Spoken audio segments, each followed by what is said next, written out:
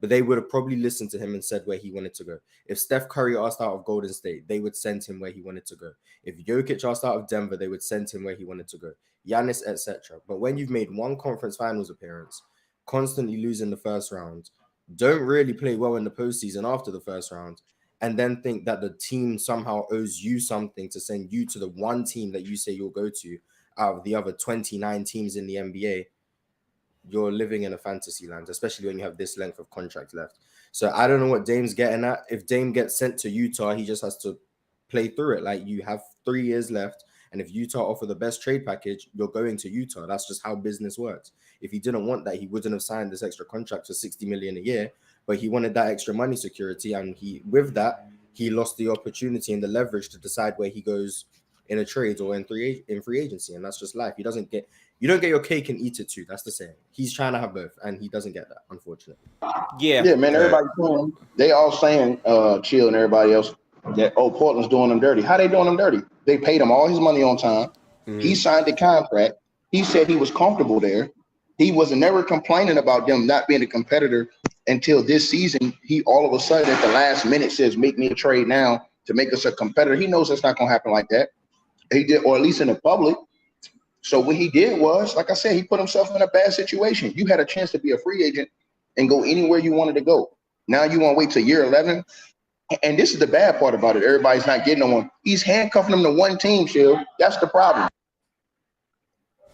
I think that's the biggest problem, because when you say one team and only one team, you drastically limit the market of other teams who could try to trade for you. And at the end of the day, Portland has to do the best for themselves. Like, Dame wanted them to trade the draft pick and their, young players, but from a franchise perspective, if you have the chance to draft Scoot Henderson, you draft Scoot Henderson. You don't overthink that whole process. But if you sign a contract for multiple years and then you ask out, you should have asked for a no trade clause if you wanted to choose where you want to go. That's the purpose of that trade clause being there for you to have. The fact that that's not in the contract does not mean automatically that Portland owes you anything or has to trade you anywhere, especially when they did right by you by giving you a super max extension. So I agree with you on that.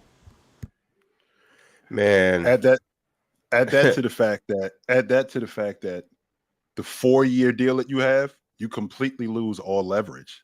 Like, this isn't a contract year with James Harden. James Harden is a bad example, but this isn't a contract year where after next season you're a free agent. So now teams are hampered because we're not really sure if we trade for you, you're going to re-up with us. No, he's under contract for 4 years. And if I know anything about Damian Lillard, I know one thing. Damian Lillard is a baller. So if Damian Lillard gets traded to Orlando, he's going to Orlando, because I can't see Damian Lillard in October or November just sitting down. It's all a bluff. Yeah. Simply off the strength that I want to play in Miami. Sure, you want to play in Miami, and we want to get you to Miami if it works for us. It's not just if this works for you, if this works for us as well. Ticket and I had this conversation a while ago. There's no way Kevin Durant is in Phoenix if this doesn't work for Brooklyn. They're not just sending him to Phoenix just because he wants to go there. No, that was the best deal that they could get. He asked to go to Phoenix. They found out that, okay, y'all willing to give up Mikal Bridges, another young kid, and also Cam Johnson, and we can get our draft picks back from James Harden, and we can get our draft picks back from Ben Simmons. And now that means that we can make this deal work for both of us. If the Miami Heat, when Damian Lillard says, I want to play for the Miami Heat, that Miami Heat think that they have all the leverage because he wants to play here. They think that Portland going to hand him over for a bucket of extra crispy and a six-pack. They crazy. Well, I mean, you got to understand, it's the reason why Dame is pushing it so hard. It's only one reason. Because he know Miami don't got nothing or enough to compensate for him. If he knew Miami had enough, he wouldn't have to say nothing. The deal would already be done. It's the reason why Dame is saying, I want to go to Miami. I want to go to Miami. Chill, you just brought up Orlando. If he goes to Orlando, you saying that he's going to play. Well, the reason why he's doing this is because he knows a team like Orlando could easily swoop in and offer, a bunch of young assets and stuff like that. Exactly. And Portland will accept it. He knows there's other teams that have packages that are stronger than Miami's. So that's why he's saying, if you trade for me, I'm not suiting up. If you trade for me, I'm not going there, because he knows Miami's package is weak. So he's like, Miami or nothing. But I mean, with that being said and done, I don't feel sorry for the Blazers. I don't feel sorry for Dame, because Miami's stupid. 7 years ago that they should have broke that. Miami's stupid because they held their whole all season up, lost key contributors, made no moves. They Miami whole all season. So if this deal doesn't happen, then they're done because you let Gabe Vincent and what you calling them, you lost key players. So to me, man, they idiots, bro. They let all free agency go and didn't do nothing, bro. If they don't get Dame, bro, they in trouble. Even if they do get Dame, let's just say for the sake of argument, they get Dame. Is he the difference? I think so. Is he the guy? Yeah. Is he the guy who? Is he the guy who? Now in the Eastern Conference, okay, so you lose Gabe Vincent, one of your better backcourt defenders, one of your better ball handlers, one of your better long ball shooters. You lose Max Strus, who's a streaky shooter, of course, but also one of your better energy guys. So you lose those two guys. You're still not sure if you're going to get Dame. Plus, getting Dame, you're going to actually have to give up more. So we're getting Dame, you're going to have to give up more than what you already lost. So now getting Dame under the Miami Heat, is he the difference now with us winning the NBA championship? Yes. With losing all of that? Yes, I think so. 100%. And yes, I think he is because you have to think about Dame's impact on the Heat and how he will bend the courts. Last year, they made it as far as they did off of their role players being great and all. But Dame, in terms of a volume pull-up three-point shooter who can also get to the basket at will, with Bam in that pick and roll, he can unlock a lot of advantages for Bam's game. So stylistically, it fits. And the two players that they lost, they were not like super pluses on the defensive end. And Max Strus was a very inconsistent player throughout their entire playoff run. So now you're adding Dame to where now it's like, okay, Dame and Jimmy Butler can run two-man games. Jimmy Butler is one of the best off-ball players in the NBA. And Bam Adebayo, obviously, now that he has less opportunities to have to self-create, he can just get easier baskets. And versus Denver in the finals, if you watched it, right? Like all the way through and through, the issues that they continually had was with their offense. They had so many possessions where they would shoot a shot, miss, clank. What did you see Denver do? They went out on the other end, fast break, because Miami could not capitalize on offense. So adding Dame in with their system that's already tilted defensively, you now have defense around Dame with a better offense. So to me, that can actually bridge a tremendous gap for them. I totally disagree because they're still gonna get their ass kicked if they play the Lakers in the 7-game series. If they play Denver in the 7-game series, that defense that they got right now ain't changing nothing that Jokic and them do. It ain't changing nothing that AD and them do. They in trouble. Any of them top teams they play in the West, if they get to the NBA Finals, they getting the hell beat out of them. They're not resolving any of those problems that destroyed them in the NBA Finals. Like with the size. What defensive specialists did they lose? I just want to ask. No, you're not hearing what I'm saying to you. You're not hearing. That had nothing to do with the series, dog. They got their ass kicked down there in that paint. They got their ass kicked by Gordon, punishing them in the post. They got their ass kicked by Jokic, punishing them all over the court in the post and in the paint. So they played big boy basketball. They didn't put nobody else around Bam. They bringing back an old ass Kevin Love still, and they didn't bring back any rebuffers around them to be able to deal with teams who got multiple bigs. The Lakers got 2 bigs right now and trying to get 3. Right. So they did sign 2 people. They signed Josh Richardson and Thomas Bryant, just for everybody's information. Listen, not saying that that's right. anything. I'm just saying I do not disagree with what you're saying, Ticket. My point is, offensively, you're now adding a balance on the other end because the issue is, yes, they had no answer for that, right? But then on the other end, they were also extremely limited offensively. They didn't have a balance. Adding Dame at least gives you a puncher's chance on the other end to maximize your offensive possessions in a system that's guided by Eric Spoelstra, one of the best coaches in the NBA, to guide them towards a chance of winning. You can't have it both ways. You can't have. He can't guard Jokic though. He can't go. Hold on. They already had that problem, but they didn't have the offense to match. Is what I'm saying. Yo, what's your name, bro? Oh yeah. My name is Gifted. Gifted Hoops. But Gifted. Yeah. Gifted. I'm happy I came in right now to catch you cooking.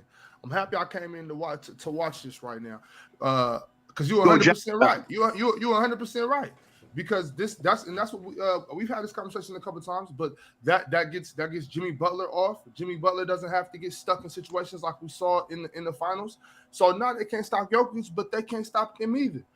Not only is it a counterbalance, but the guys that you said they lost Chutan, who was it? Gabe Vincent and Max Strus? Gabe Vincent and Max Strus. They get Damian Lillard, and those two names are never spoken again in South Beach. That is terrible to say guys, that, Big Ock. Well, first and foremost, those guys are never spoken about again. They forget all about Max Strus and Gabe Vincent. Now, with that being said, you had mentioned they give them a puncher's chance. Number one, Damian Lillard plays on the basketball. That's not the Miami Heat offense. Miami Heat's offense is basically what they do in Golden State, what they do in San Antonio. A lot of action off the basketball, a lot of movement, a lot of stuff like that. Now with Damian Lillard playing on the ball, playing a lot of pick and roll action with Bam, he's got to get off the basketball too. So in addition to him playing off the ball, he's going to also have to get off the basketball because that's what the Miami Heat do. That's how Max Strus is inconsistent as you say he is, as inconsistent as he was, as inconsistent as defensively as Gabe Vincent is. He's better than Damian Lillard. That's 100% a fact. He's definitely better than Damian Lillard as a defender. Damian Lillard is a minus as a defender compared to Gabe Vincent. Max Strus will actually give you effort. When we're talking about a shooter and him being inconsistent, the one thing I really dug about Eric Spoelstra was Eric Spoelstra would still go to him to keep his confidence up. 100%, he would have games where he would go 0 for 5 and he would go 0 for 6. But Damian Lillard also had 3 for 18 games. Okay, so do you mind if I respond Damian to Lillard that? would do right here. So listen, you're not wrong. Right? Like I understand those points you're making, but I'm looking at it from this perspective. Miami runs a lot of freelance, right? Bam Adebayo handoffs with their shooters, and also they have movement guys in transition who could go score, right? When you're adding Dame to that system, they didn't have an offensive player the caliber of Dame to create advantages from the perimeter, so that's why their offense is freelance, because they have to make the best of what they have. When you add Damian Lillard to the Miami Heat, you're giving them a weapon they've never had before with Eric Spoelstra, who is a creative basketball mind. So when you add that in, specifically creating advantages from the three-point line with Bam Adebayo specifically, you're bending the court tremendously, especially if in the framework of a package, if you're able to keep Duncan Robinson, you now have another off-ball guy who can move around, and it adds many depth layers. First of all, let me talk to you real quick. First of all, you're not going to be. Hold on 1 second, Bob. You're not going to be able to keep Duncan. Hold on. If it's a straight up trade with Miami, you're not going to be able to keep him because you got to make the numbers work. That's one, and secondly, so it's going to be both of those guys out of there. With Kyle Lowry's expiring. Hold on. You're going to completely hold on. I got his ass killed. I'm going to demolish his ass now. You're going to completely demolish their bench. Secondly, sir, how many games have Dame averaged in the last 2 years being on the court? Hold on 1 second. Dame Lillard had averaged playing 40 games per year for the last 2 years on the court. So he hasn't been healthy throughout any of the last 2 seasons. But he missed the majority of one season. That's not fair. That's not fair. Let him get it off, Gifted. Let him get it off. Let me finish. Okay, sure. Okay, for sure. Times he has been healthy going in the playoffs. He got hurt in the playoffs. Hurt in the playoffs in the bubble. Hurt in the playoffs against the Golden State Warriors when he broke his rib. Every single time this dude gets hurt in the playoffs when it's time. So I don't want to hear that. Either he's hurt in the playoffs or he's hurt in the regular season and getting in the playoffs. Then let's get to this. Again, I know Bob ain't talking because Bob is all hella fucked up. You just say, hold on. You the same dude that was up here yesterday preaching about how we need to play in the post, play in the post, play in the post. Well, guess what? Miami Heat don't have an answer for the teams that have the ability to win championships. Hold on 1 second. By playing in the post. Hold on 1 second. Hold on 1 second, Bob. Hold on 1 second. I'm gonna let you go, Bob. I'm gonna let you go. They got an answer for Dame Dollar, and it's hold on. They got an answer for Dame Dollar, and hold on, Bob. Hold on. They got an answer for Dame Dollar in Denver, and his name is Jamal Murray. But guess what? They don't have an answer for Jokic, who should have been a 3-time MVP. Let me know when I can count. Let me say this to you. You go look at. Hold on, sir. Even though Dame does bring you something different to the table, they have the assets to throw that back at you. What Miami doesn't have is the deal breaker. They have nothing that equivalates to Jokic. They have nothing that equivalates to an AD if the Lakers get there. The Lakers are loaded too. They got all those guard play, all these different wings and big guards that can throw at you defensively. at a guy like Dame Dollar. And what do we see from Dame Dollar? His efficiency, his play always goes down in the playoffs. And then check this out. We've seen Jimmy Butler have bad moments in the playoffs. We've seen him have good moments. We've seen him have bad moments. We've seen Bam have bad moments because if you look, almost every year Bam's career, his production goes down in the playoffs. So he had a solid NBA Finals. So now I would like to get in this conversation. The last thing I'm going to say is, dog, unless you telling me that y'all got a big dudes that can come in there and deal with the top big dudes in the league, you still don't. The Bucks got better, right? Let's say that right now. The Bucks got better. How Bucks got better? Hold on. I'm not picking this stuff. How did the Bucks get better? I'm not picking this stuff. But how they get better? Hold on. Listen to what I'm saying. I want you to listen to what I'm saying. So if you play the Bucks, hold on. If you play the Bucks. If you play the Bucks with a healthy, Giannis Antetokounmpo, now guess what? That means that lame Dollar got to be matched up against his worst nightmare. His daddy named Drew Holiday. I got to counter for this. Hold on. The same dude who shut his ass down in his prime, took the key, threw it away, and threw that SOB in a trash can and flushed him down the toilet. That's what he did to Dame Dollar last time. Are you done with your point? Are you done with your point? Because I got to counter for you right now. I'm letting you talk right now. I can match you, but I'm asking you. Hold on, because I'm cooking. My whole point to you was this: Lame Dollar, when you got to give up your whole bench, he does not. He does. Listen, the whole bench? The fact that you got to give. Hold on. The fact that you got to give up your depth. This is the thing that you don't understand, bro. When you give up your depth, that's what helps you win championships. Is your bench. Look at the bench for the Denver Nuggets and how they came up big. How Jeff Green, how Brown, how Bruce Brown, how Christian Brown. All those guys came up big for them. Look at the bench for the Los Angeles Lakers this year and how much better they got. Look at the bench and how much better they got for the Milwaukee Bucks. And now they got a different coach who actually got a pulse of a brain instead of that flea they had over there by the name of Mike Budenholzer. Bro, you in a hell of a lot of trouble, boy, if you think Dame Dollar will take you away. Okay. So now have you landed your point? Because you said a lot. No, wait. I've been waiting to get back at him. Ox. Real quick. Yeah, no. So listen, I want to target this from many spots first, okay? Number one, right? Don't say it, Mars. Just wait. Number one, okay? The number one spot I want to target first is Miami as a team.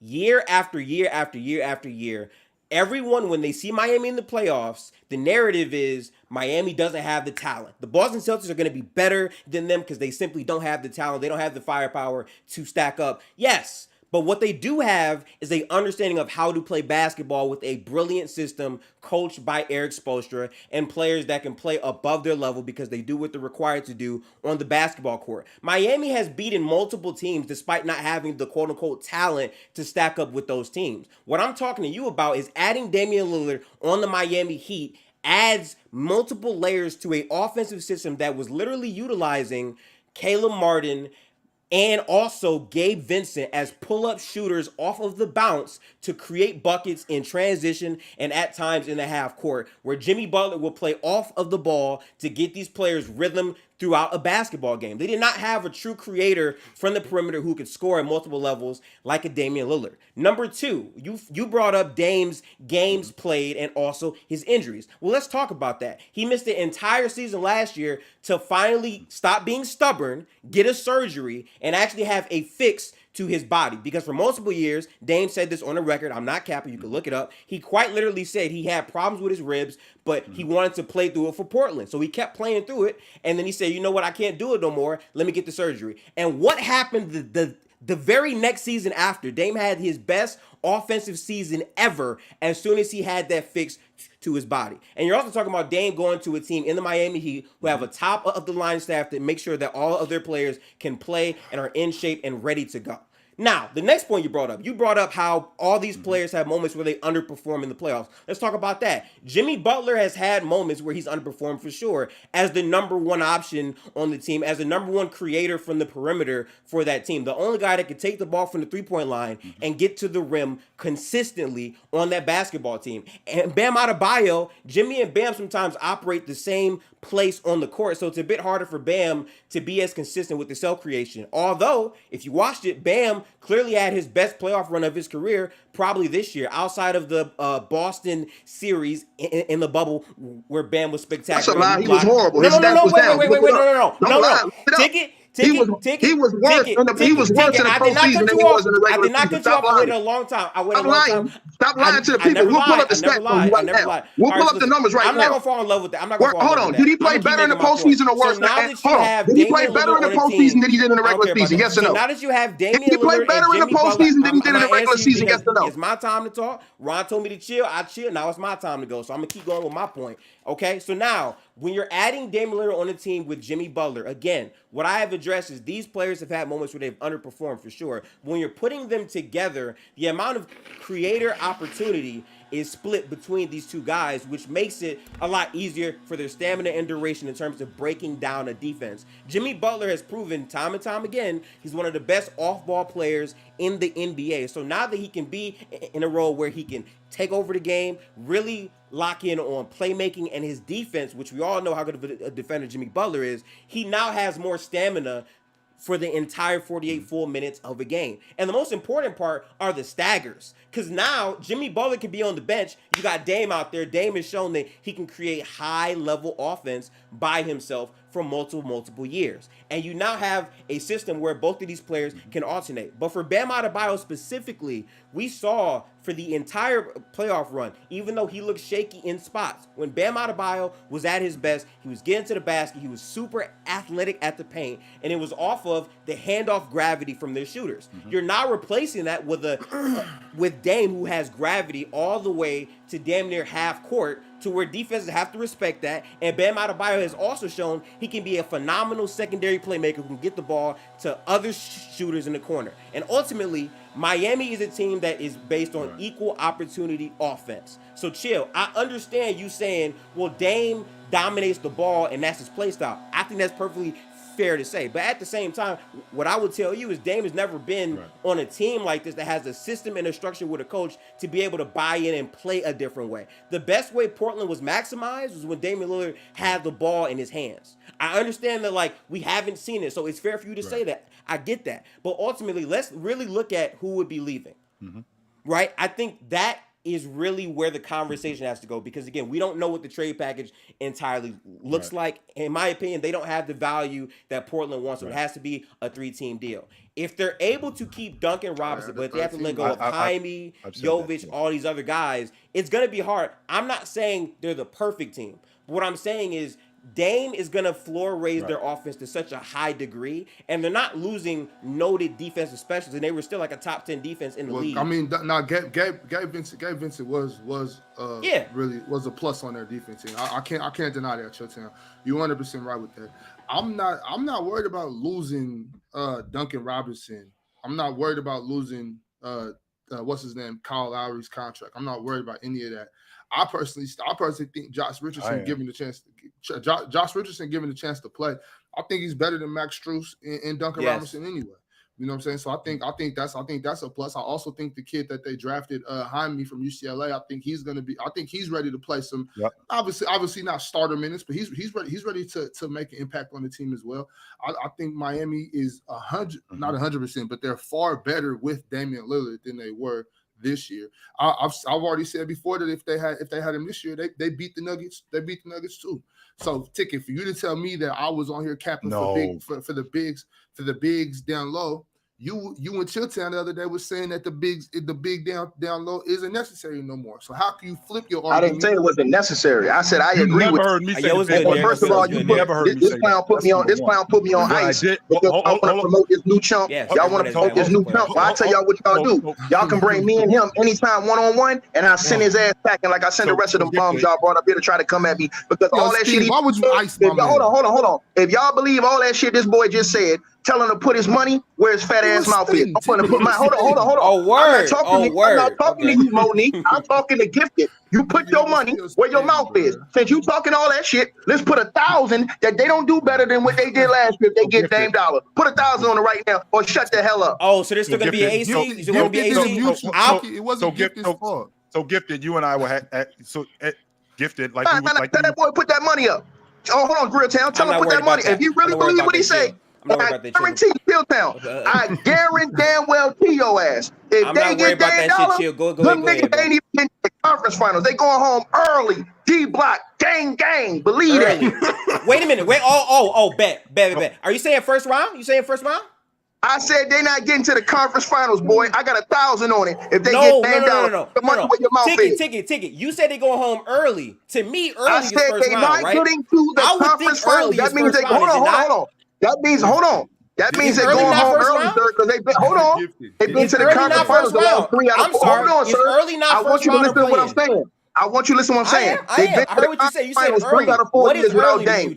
They've been to the conference finals 3 out of 4 years without Dame. I'm saying if they Dame, they're gonna be worse. If they get Dame, they're gonna be worse, which means they're not getting to the conference finals, which means they'll lose before the second round. Now, if you want to put your money on it, I got 1,000 on it. If they get Dame down here, and I guarantee you won't take that bet because you up here just talking. Boy, so I know the hell I'm talking about. Because you ain't so far away from basketball. Hold on. I'm gonna tell you something, son. I'm gonna tell you something, son. Better or not is about the product they put on the court with the basketball. Are they a worse? Are they a worse basketball team with Damian Lillard? Yes or no? Are they worse? Yes. Hold on. Yes, because I'm gonna tell you why. So they're a worse basketball team. Hold on, sir. I'm gonna tell you why. Worse basketball team with a guy that has one of the best offensive seasons in recent. Not because of the reasons why you think. Because the Miami Heat were a team that were gifted in a strength and numbers. They were gifted as an entire. Hold on, sir. Hold on. They were gifted as an entire. Hold on. They were gifted as an entire group of players, not just one star. No. Hold on. Listen what I'm saying. Tell me who's on the squad. I'm gonna let you. Hold on. I'm gonna let you respond. I'm gonna let you respond because they put me on ice for you. I'm gonna let you respond. Okay. As a group, as a group of a team, they were gifted because they had depth on their bench, because they had other guys that could just hit you here, hit you there. And those are the guys that teams like Boston was not looking for and expecting.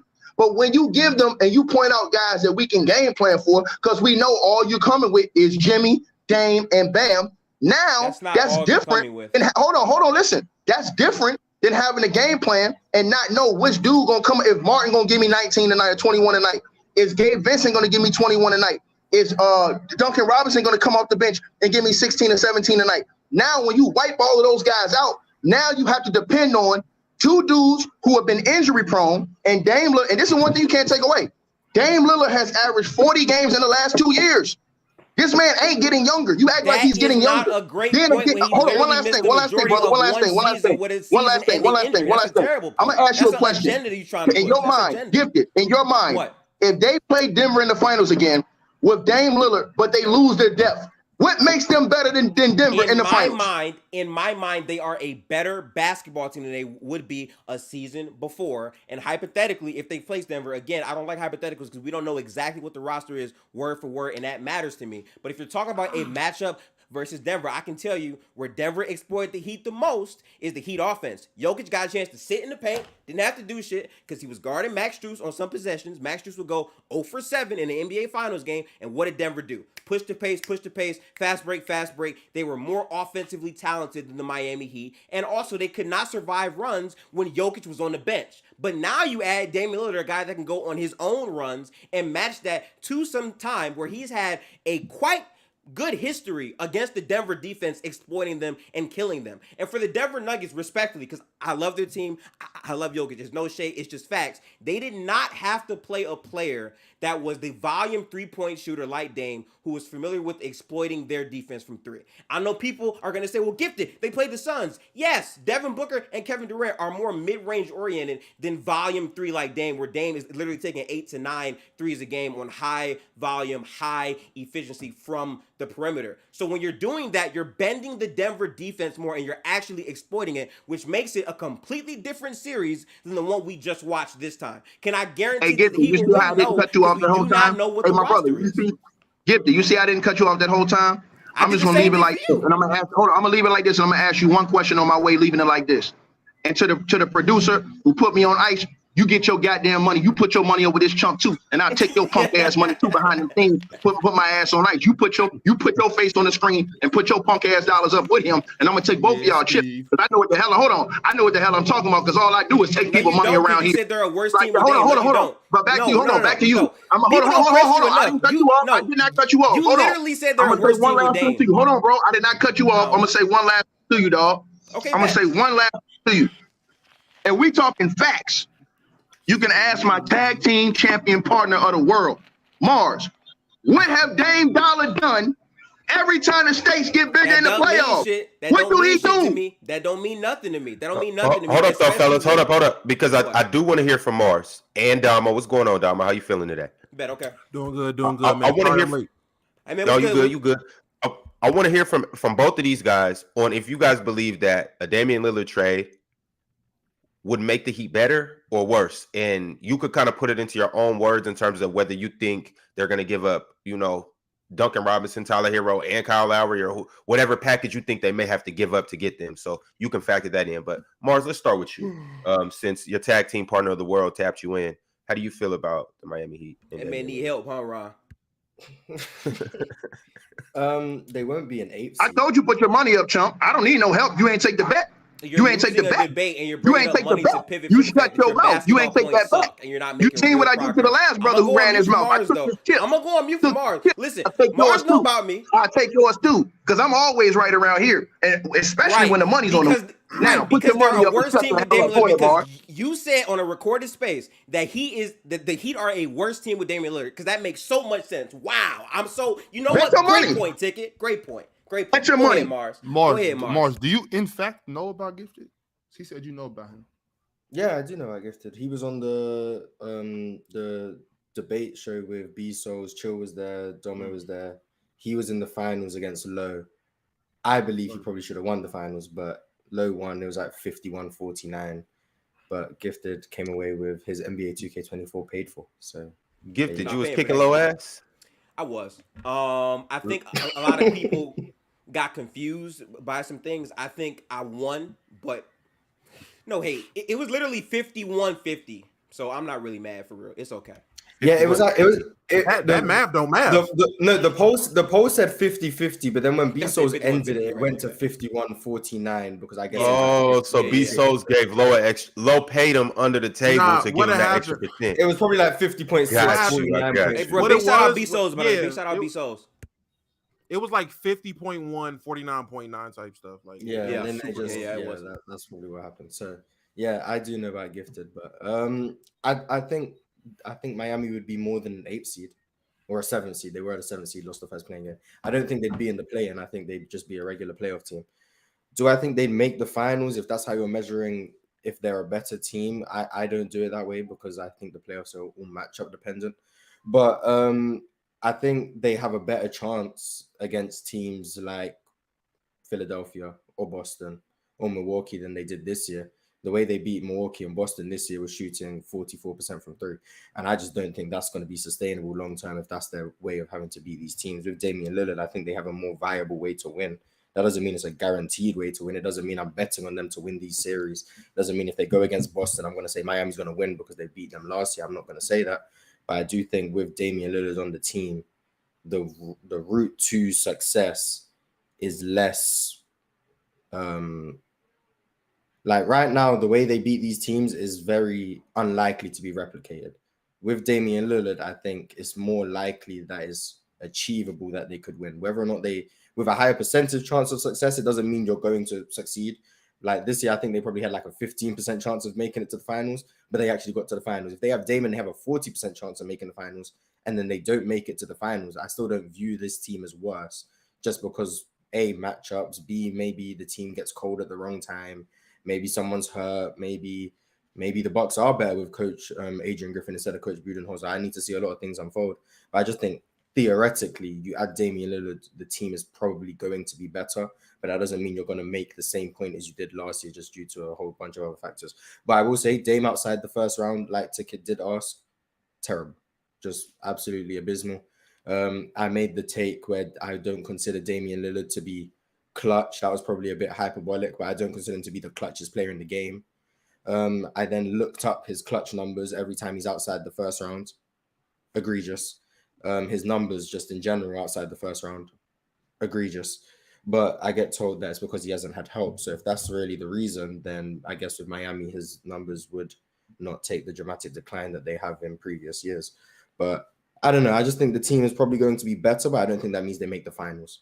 So I just quickly want to respond here because I am prepared. There was a $9.99 donation from John Ton, gifted, please stop capping. That more offense argument is trash when we know that Miami was too small defensively and would lose too much depth to replicate the runs. Okay, let me look dead in the camera. I hate when people just say bullshit, right? People keep saying about depth. When they were losing to the Atlanta Hawks in the play-in badly, like badly. No one was saying Miami had this great depth. They were saying Miami's not going to be in the playoffs, period. Then when they beat them and had to match up against the Bucks, a team that everyone had going to the finals, they said they're probably going to get swept. Giannis goes down. They say they're still going to beat them. No Giannis. And then I will always remember this because I got receipts. Game 2, when the Bucks scored like 81 or 85 points in the first half of the game, and they blew them out in game 2. They said, Miami's done. They don't need Giannis. They don't need him. And then after they go down 3-1, Giannis just had a triple-double, y'all. He just had a triple-double. They're going to come back from down 3-1. And then when they don't and they lose in 5 games, now it's, Giannis was hurt. That Bucks team wasn't really as good as we thought it was. My issue with the depth stuff with Miami is no one was talking about Max Strus a year ago. No one was talking about Caleb Martin when he was on the Hornets. Like, they didn't talk about these things. So people mentioning depth for a Miami team that has been known to build and develop their players, it has not been a positive thing, in my opinion. I understand they will be losing some quality players for sure. But what I'm saying is the act of having a more efficient half-court offense where Dame is not a high turnover guy, paired with Bam Adebayo in the short roll and Jimmy Butler as an off-ball a cutter, playmaker, and connector, and also a guy on defense who can now attribute more of his effort and stamina to the defensive end, makes them a better team. I can't confirm to you if they win the title. All y'all in the comment section, Ron, save this video. All y'all in the comment section saying this boy cooking. When the season happen, and we in the playoffs and they go home in the second round, the only thing he gonna be cooking is his ass gonna be cooked in hell. I'm telling y'all right now, Chilltown, you better go ahead and tell this boy. If you tell me one thing, Gifted, and again, you keep talking about depth, but that is what won them series is their depth, because it sure as hell won't Jimmy Butler out here doing it all. It was the depth of their team and other guys stepping up in moments. You tell me. So I want to ask you a question, Gifted, since you're so gifted. How many teams have won championships in the last 10 years without depth?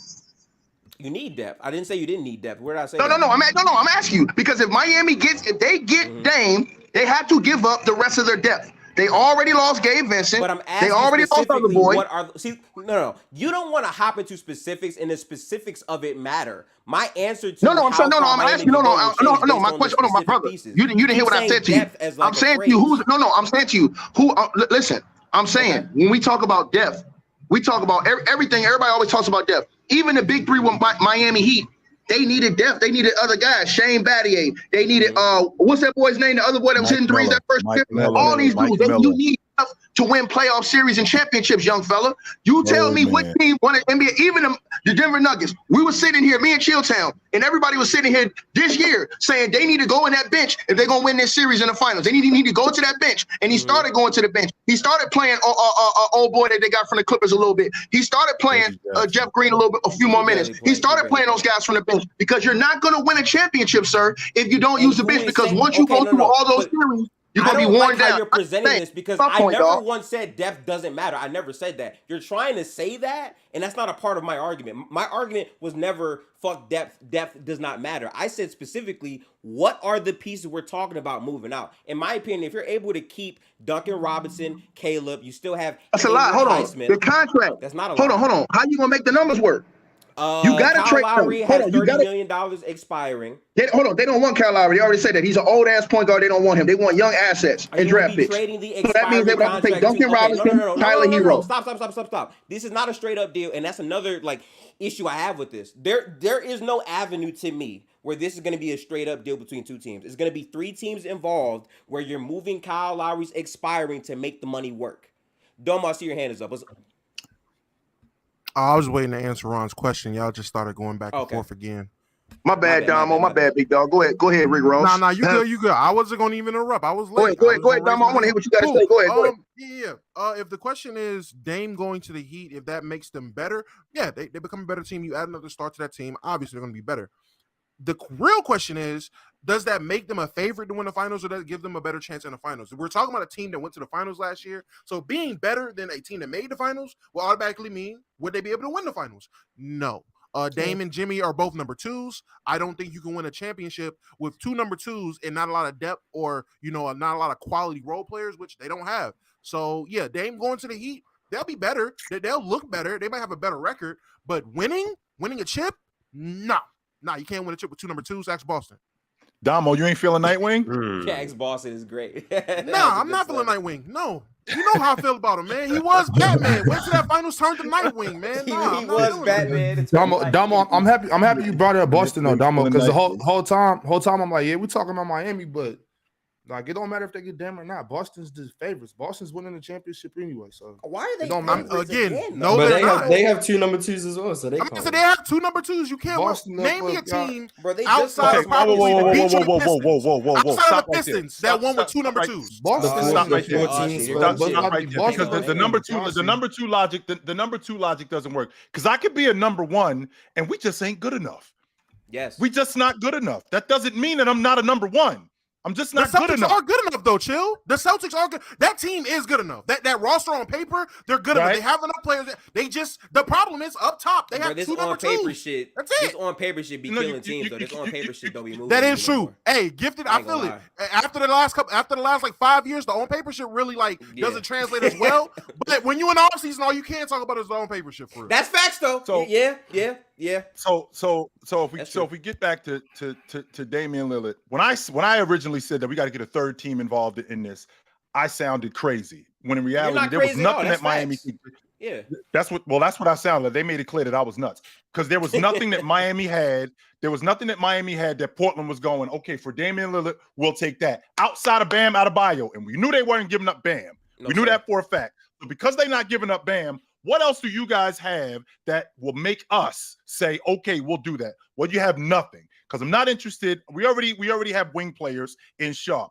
We drafted Scoot. Not only did we draft Scoot, I think the future of that unit is Scoot and Simon. I think that's Damian Lillard and CJ McCullough 2.0. So with that being said, getting Tyler Hero on the crew with Sharp on the crew, that really doesn't help us because we already have that. So now what that means is that we got to get a third team involved. Number 1, to make the money work. Number 2, to get back some more pieces because, again, we're starting over. Now, with that being said, when you get Damian Lillard in Miami, for what you're going to have to give up with the Miami Heat, for what you're going to have to give up when you get Damian Lillard on that roster, what is going to make this team better? Because it's obvious that they was already in the NBA Finals, so we're elite. All right, and don't get me wrong, I'm a firm believer that in order to win the NBA championship, you need a lot of things to go your way. And the Miami Heat had that on their championship run. They had a lot of things go their way. What is Damian Lillard going to be the difference in? Is he going to be the difference in their offense? Is he going to be able to match if the Los Angeles Lakers get to the NBA Finals? If the Denver Nuggets get back to the NBA Finals? If they have to see Boston, who's healthy and all the way ready, is he going to be able to match what they do offensively? Him specifically, because that's what they were missing. Well, from what Mars is telling me and what I've seen in the playoffs, going deep into the playoffs, he might be their Achilles heel. You mind if I reply to that? Yes. Right, okay, so yeah, go ahead, Gifted, and then we gotta move on to the next topic. I'm gonna let you get one more off though. Okay. So basically, the last thing I'll say on that part, right, is the way I look at basketball. Regardless of what Dame is converting from the field, which obviously that matters, I'm talking about the presence on the court that he brings to a offense. And when you're adding him in the Miami Heat system with the players that they have, they just went on a playoff run where they had a very fundamental, free-flowing offense where the ball was just swinging, and night to night, their shooters knocked down shots, right? Now that juice fell out of place in the NBA Finals where half-court offense mattered more. Denver had length and size at every spot. Damian Lillard, if you're specifically speaking about the Denver Nuggets matchup, he was killing them with Robert Covington screens. He was killing them off isolation by himself, right? So when you put him on a team with Bam Adebayo, who is one of the best screeners in the NBA, one of the best secondary playmakers in the NBA, the floor dramatically shifts. And if you're saying that now all the pressure in the half court does not have to be on Butler, it unlocks Butler in other areas, which raises the floor of the Miami Heat as a team. Now, the pieces that they keep and retain matter, obviously, but we don't know what it is because the trade hasn't officially happened. But if you're just asking about Dame's impact on the Miami Heat, again, Denver was one of the best teams in transition. The way they killed them in the finals, the Heat had bad offensive spots, even from Jimmy himself, and they would get out on the other end. If you add a creator like Dame, the amount of opportunities and efficient looks you're going to get on offense are going to increase, which makes it to where you can actually compete with the Denver. It might not mean that you'll win the series, but you're at that level to where you have a chance to win. Right. And ultimately, this is a Miami team that has really built themselves on, we might not have the talent, but we know basketball. We have guys that come in, you clock in, you go to work, and we hoop, and that's what we do. And Dame fits that culture well, and then on the court, the advantages he can create can put them in a position to win. And the point for the Miami Heat is to put themselves in a position where Jimmy Butler is under contract at his age, and Bam Adebayo every year increasingly gets better and better and better, to where Dame would fit their timeline and give them the best shot to win with those three, even if it's not right away. So that's my take. Hey, Ron, this the dude that be low, Ron. Hey, this the dude that be low. This dude that be low, right? I want his Ron. I want his head on a silver platter. You set it up. I want his head on a silver platter. I want his head on a silver platter. You set it up, Ron. You set it up, Ron. I want his ass, Ron. I want his ass. This is dude that be low. I want his head on a silver fucking platter. I want your head on a silver platter, boy. You be low. I want your ass on a silver platter. You gotta talk hoops with me. Real quick. I'm gonna hold your ass down. Believe that shit. You ain't gonna hear. What's the true shooting?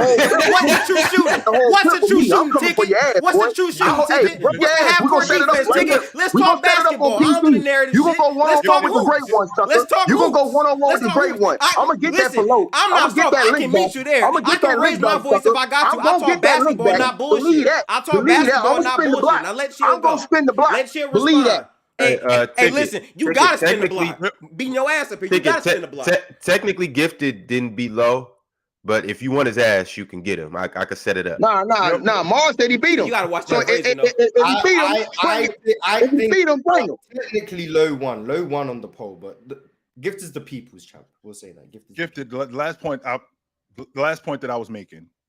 Last point that I was making was the fact that this unit that the Miami Heat had, they've been together for a long time. That's why they've been as successful as they've been. Now, to add Damian Lillard onto this roster, to do the stuff that you said that he's going to do, that might take a little bit of time in order for us to get on the same page. That's why the Miami Heat were as good as they were. People always talk about how these guys are undrafted players. Well, you're talking about, if you go back to 2020, all of these, with the exception of Kyle Lowry, these dudes all been together for a long time. And now you want to throw Damian Lillard, who is ball dominant, but he is one of those guys that plays in a lot of ball screens, which is the kind of offense that they run. That does work. But we also got to get on the same page with these dudes, right? We also got to get on the same page with Damian Lillard. Damian Lillard has to get on the same page with us. We are one of the best defensive teams in the game, which is one of the main reasons why we've made deep playoff runs. Damian Lillard is a minus on defense. And when I mean minus, let's take the numbers off the table. If you just watch Damian Lillard, he does not help his team defensively. Is his offense good enough to supplement the fact that he's not very good defensively? I'm not sure about that. I can't say with 100% certainty that I'm sure about that. But and to your point, when you just talked about Damian Lillard gives them that chance, well, that's the reason why we're trading for him. We're not trading for him to give us that chance. We're trading for him to push us over the top. That's the idea. And if he can't push us over the top, then that means this trade was a failure. I can't chill, bro. We got to move on. I just kind of, I just wanted to say that. I want to put a cherry on top too, because I think you guys are both right. But then also too, you got to understand, with or without Damian Lillard, it's only one person can be right. Ain't no both right. Only one person can be right. Hey, Ron. Everybody in the comment section, can agree with this boy. Hey, y'all can agree with this boy. Y'all can say whatever y'all want. I'm gonna tell everybody in the comment section something too.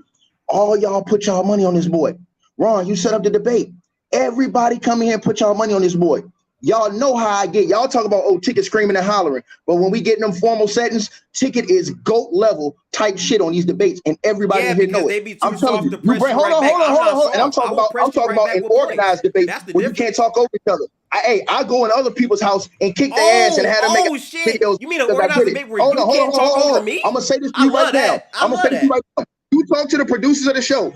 It's gonna be me and you, and I'm gonna put my foot so far up your ass, you ain't gonna know. I ain't gonna say the rest. I'm just gonna tell you, boy, hey, bring your ass, and all them people that's in the comment section, you tell them to put their money on you, and I'm gonna put my money on myself. And when it's done, I'm going home with all the chips, sucker. Okay. I mean, that's cute. It's really cool. Okay. All right, fellas. Moving on. I was just gonna say that the league's a gauntlet, no matter what. With or without Damian Lillard, they're still gonna have a hard time trying to get to wherever they want to get to. But let's go ahead and get into some super chats. That I think that'll lighten the mood here a little more. Sorry, chat. Things got a little tense over here, but we'll be all right. They want that though. That's why they here. They want chaos. They want drama. That's what they here for. Kenneth, we gotta hold on, Ron. We not apologizing for nothing. All this stuff these people talking in this comment section, they talk that stuff in the comment section. Hold on, Ron. We not apologizing for nothing. All I'm saying is, if y'all really agree with this boy, if y'all really think this boy is gifted, if y'all really think this boy is the next big thing, I'm gonna tell you something, boy. You know what your ass gonna look like when I get finished with you? You gonna look like a puppy getting hit by a goddamn freight train, boy. And that's gonna be midnight. That's gonna be midnight Saturday. I'm gonna take your ass there right now, Ron. Y'all set it up, Ron. I put this money up and you set it up and tell me the time and the date, Ron. I don't care when it is. I'm gonna take you there. I promise you. Basketball getting not hit by a bullshit, freight bro. train. So chat, once again, I apologize in advance. I tried to apologize in advance because I knew that was coming, but here we go. Back into the when you convert, when you become a Buddhist, bro. Last night. Yo, Kenneth Rutley with the super chat. It's blank, but we appreciate you, my man. Appreciate you. Don't duck me, son. Actually, who ducking you? You? Just bring it. Okay. Hey, Peter has entered the chat ticket. Kenneth Rutley said, I don't think Dame is the tipping point at all. That means he has to win the chip. They've already been close for the last 4 or 5 years.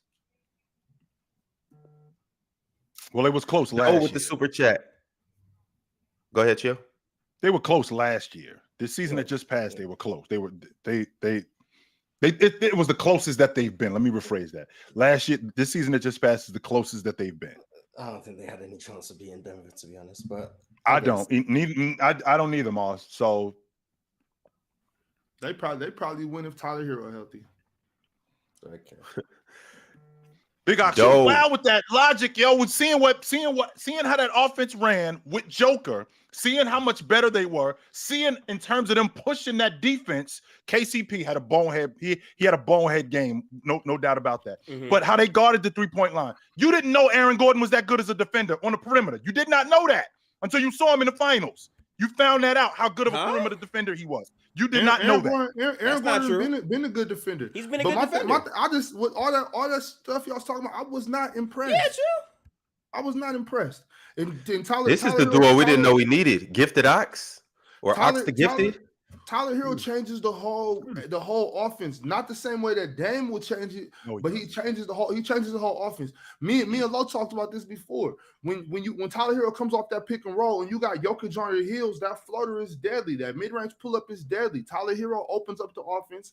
Damian Lillard, I already said how I feel about Damian Lillard on the team, but I'm just saying with Tyler Hero, it could go to 7 easy, and then they could pull it out. Even if Tyler. I'm sorry. Go ahead, Chitan. Go ahead. My fault. I'm sorry. Even with Tyler Hero coming off that, they've seen Tyler Hero in a better form in Devin Booker, and they handled him. They've seen that with Kevin Durant, and they handled them.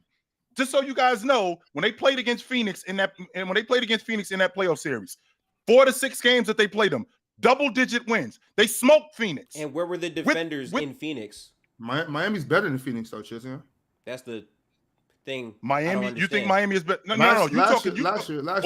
All around as a team, yeah, I think so. all around as a team. But what you're trying to sell me is you're trying to sell me Tyler Hero coming off screens. I don't know what the difference. I think Devin Booker coming off screens in the mid range is better than what Tyler Hero was giving him. Yeah. That be that as it may. That's just one and they handled him. That's just one aspect of the game, though. The Miami Heat all around were better than the Suns last year. So, Ron, you see that poll you just put up? This is how much y'all hate me in the comment section, right? I asked that boy if they would beat them with Dame, and everybody in the chat room said I was full of shit. Ticket, you don't know what you're talking about. Ron just put up a poll, and look at the results of that poll. Now all of a sudden, y'all hoes agree with me. Man, it must be the Godfather with a whole train running around here because y'all some hoes, bro. Because I said it and everybody hated it. But now when Ron put it in the chat room, everybody agree with what I said. Y'all some suckers. Mars, what's going on? This isn't relevant, really. I just want. Did you guys see that Bruce Brown said the Timberwolves was the Nuggets? I've been around Eli too much. You don't move me. Yeah, I feel you on that, bro. Was he trolling? That just shows that I'm not moved, bro. Believe everything we hear from NBA players. I'm not moved. Why? Like why is that crazy? Why is that crazy? I can appreciate that though, Big Ox, and the reason why is simply because of that front line with Cat and Rudy on that front line, plus with Anthony Edwards on the wing.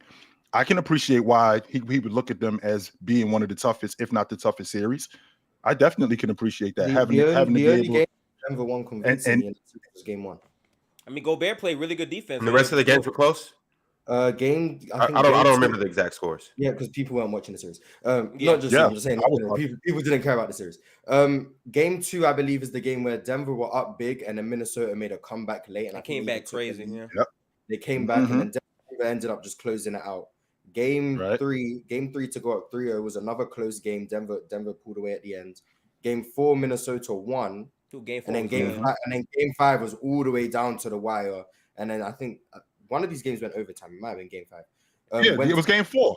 Yeah, game 4. Game 4 was OT. Because Joker missed those free throws and the game went into overtime, and then they lost, and then they had to go to game 5, which was a dog fight also, by the way. Right. Like one possession game where Denver won. Like other than game 1, every single game that Minnesota lost, they could have won. They could have won. That series was like the most inefficient series Jokic had this playoffs too. I think he had that one game where he went 8 and I think that's largely due to that front line and having to deal with Rudy Gobert. And as good as Joker is, and I'm not taking anything away from Joker, but having to deal with that front line with both Rudy Gobert and Cat made it difficult on him. Yeah. Definitely made it difficult on him. Yeah, that series could have been 4-1 Minnesota if a few things went differently. And I'm not saying they should have won, but that's how close it was. Real quick, just an extension on Mars bringing up the Timberwolves. Can I ask, how much better do y'all feel the Timberwolves will be going into next season with a healthy Karl Anthony Towns? Because I've had to take on Twitter a couple times with the moves the Rockets made. I said I feel like personally, and it can be crazy, I feel like the Rockets and the Mavericks will be two teams that go into the play-in position, at least above the 10th seed, and 2 teams got to come down. I picked the Timberwolves and the Pelicans to come down. That's the teams I said. I'm hearing facts. Everyone's telling me I'm tripping, and they're like, "Oh man, the Pelicans don't have Zion," which I don't think they're going to have Zion next year. I think it's going to be a lot of inefficient games, not inefficient, but he's going to be inconsistent playing. And with the Timberwolves, I don't think they got better. Now, are they going to be as hurt? We don't know. But if they didn't get better, injuries can play a part of it. I don't know how much better they're going to be with a healthy Cat. I don't believe in them. I don't believe in Rudy. Derek, this shit crazy. I ain't gonna lie, dog. I ain't gonna lie, Derek. So how much better do y'all think the Timberwolves? Dom is preaching. I don't know what to say. Dom is preaching. Yeah, Mars is trolling. I can't put the Pelicans. Wait, no, sorry. I can't put the Timberwolves in that tier for me because last year Jaden McDaniels took a step. I think this upcoming season he'll take another one. A lot of people before the season said that Ant would take that step this year. I think Ant did that in terms of committing to the defensive side of the basketball. I think this upcoming season could be his most efficient. And I really think the way that Minnesota ended their season, they looked like a very good team. That playing game, they matched up super well with the Lakers. And I kind of feel like re-signing their guys and adding like continuity to their roster by bringing these guys back with a healthy Cat who really shifts their offense is great. I'm not sure where they're going to rank in terms of playing or not, but I can't put the Rockets over them based on how prolific they were at the end of the regular season. Mars, I understand you are a Houston Rockets fan, but I still need to see Dylan Brooks change his game to really be moved. Personally, he's gonna change his game. Don't worry, he's gonna change his game. Mars, I'm still not fully convinced you're a Rockets fan. It's I'm one of those. I thought It's one of those where it's not even a Warriors he's fan. not. It's a real tattoo. You lick the back of it and you put it on. It's not a real tattoo. So it's gonna rain outside and it's gonna come. You think I'm making myself watch Rockets games to put on a persona? I think you can of being a fake Rockets fan. 100%. You Mars is the dude. Mars is the chick. Okay. Mars is the chick talking to the dude. They ain't really involved like that, but he's talking to the dude until he do something wrong, and then he out. Then she's out. Oh yeah, that's who Mars is with Houston. If they got rid of Jalen Green, I'm out. I've already said that, but he's already out now. But I'm not going to be a Rockets fan forever. Ticket and I had a back and forth about Minnesota last season. I thought that they were a top 5 seed if barring any health issues. I thought that they were a top 5 seed. And before Cat missed 2/3 of the season, before that happened, this Minnesota team, right when Cat came back, they had climbed right back into, I believe they were back. They fought 6th spot, and they were a game out the 5 spot with like 3 weeks left in the season. So now if you can get Cat to play, who has never really been that injured throughout his career, if you could get Cat, if you could get 70 games out of Cat, if you could get Rudy Gobert to stay healthy also, I think Anthony Edwards takes that step. Jaden McDaniels also defensively, he takes that step. Re-signing Naz Reid. I'm still on board with the Minnesota Timberwolves. I'm still trying to figure out why the Boston Celtics haven't called up Minnesota to ask for Mike Conley, because I think with him, I think he makes Minnesota better. I think he makes Boston even better. Yeah. I think he makes Minnesota. I think he makes Minnesota better. But with that being said, I'm not out on Minnesota. Simply, I'm not out on Minnesota as a playoff team. I'm not saying that they could win it, because Cat is not a number 1 on a championship team. I think he's a number 3 on a championship team. That I think he's Kevin Love. I think he's Chris Bosh on a championship team. That's why I think Cat is. However, I think that they're a lot better if Cat doesn't miss 2/3 of the season. Way better. There's one thing that like you didn't touch on, Chill, that I also want to add.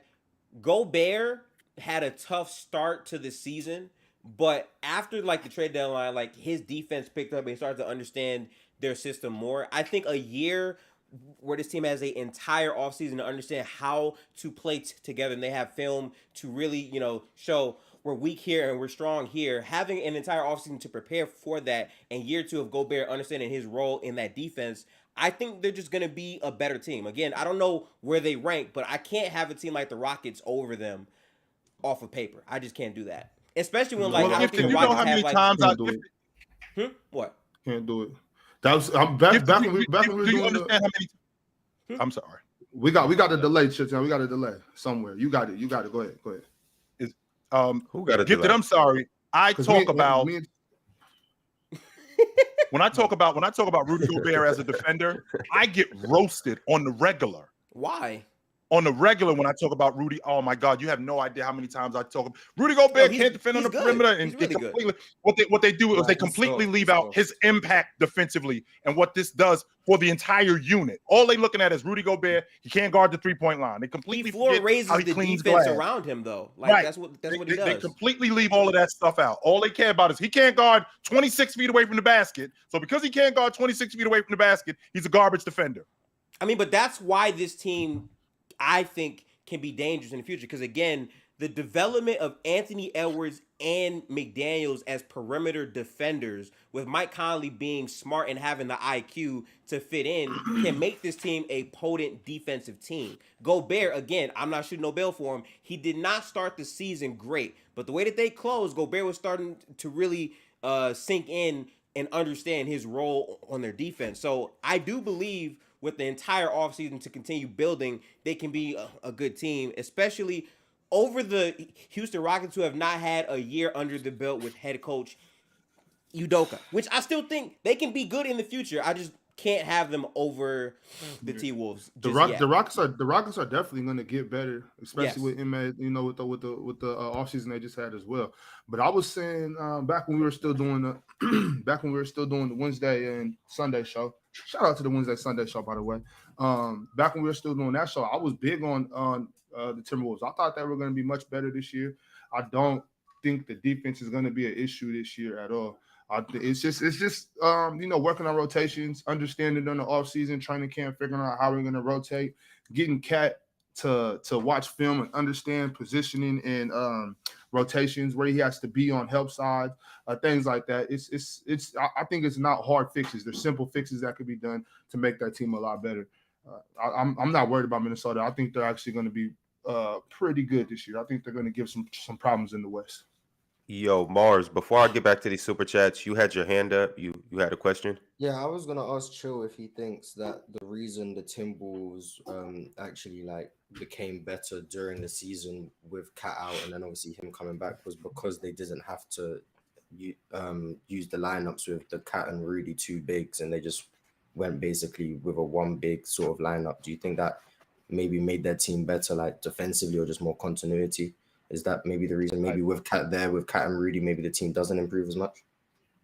Well, I think they were able to play less with Cat and more without him, and because they were able to play more without him, that gave them more opportunity to get it together between these guys, as opposed to we had to play with Cat for 22, 23 games, and now we got to completely move our system back to something completely different, which I did like between Anthony Edwards and Cat and Rudy Gobert, where Rudy Gobert is the primary defender, where he gets drop-offs, where he gets pick and dives, where he gets lobs to the rim. But now when you got Cat on the floor, which it could have worked, because if we got Cat the whole season, now Cat doesn't I'm just thinking offensively, because defensively, Mars, we saw him at the 4, right? We saw him at the 4, and he looked like a guy who first walked into school and he has no idea where he's going. He's no idea what he's doing.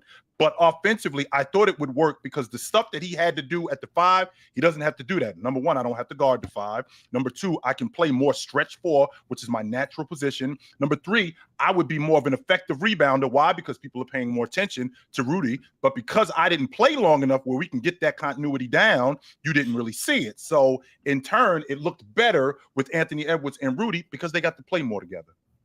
Another thing, though, Chilltown, because I believe that when they first got Rudy, they were doing it as an experiment to see if the Twin Tower situation can work out. And then I believe that I thought they were going to have, if it didn't work out, they were going to have. I wouldn't Cat say so, but I can understand. So I'm kind of surprised that Cat hasn't been involved in a 3-way trade with Dame. And it's only been a year, though. I think that was the thing I was saying at the beginning of round, because people were saying, well, they gave up too much for Rudy. But what I was hearing, even on like with the NBA radio guys, they were even saying like they can get all that back, well, most of it back by trading Cat. Yeah, hey, big guys, what did you think they could have got back for Cat, homie? Just a lot of their picks, a lot of their picks, and that's a big one. Dame, I wouldn't be mad. I wouldn't be mad at Dame. I'm convinced of that, Mars. I'm convinced. Portland calls up Minnesota and asks for Cat for Dame. I think they do it. So where's I don't know if Portland are calling asking for Cat. Gifted, we can't hear you. He want to go though, Mars. So it's different. Yeah, Mars, hold on. That might be right, because Newsom with the big man, he said if Dame's gone, he gone. So yeah, I would see them getting rid of the big dude too. I would think Nurkic just saying he's out the league. I don't know his contract. By the way, they want to dump his contract because they don't want to pay Nurkic either. So that's there. The deal with Dame is possible primarily because Cat is probably like maybe one of 3 players in the league who contract for contract is making similar money. Hang on, Damo. Because I'm Damo. This is exactly what I'm talking about. You hand over Cat for Dame. Boston sees that, picks up the telephone, hand over Mike Conley. Oh, you're doing this to get Boston a championship. Okay. Mike Conley would be good in Boston. Mike Conley would be good in Boston, though, for real. I feel it. I'm all for Minnesota trading Cat. Personally, after Ant's rookie year, I said they should have traded Cat. I said Ant had the it factor. He had the dog that they needed in the number 1 pick versus when they had Cat. They had Cat long enough. They tried multiple experiments with Cat.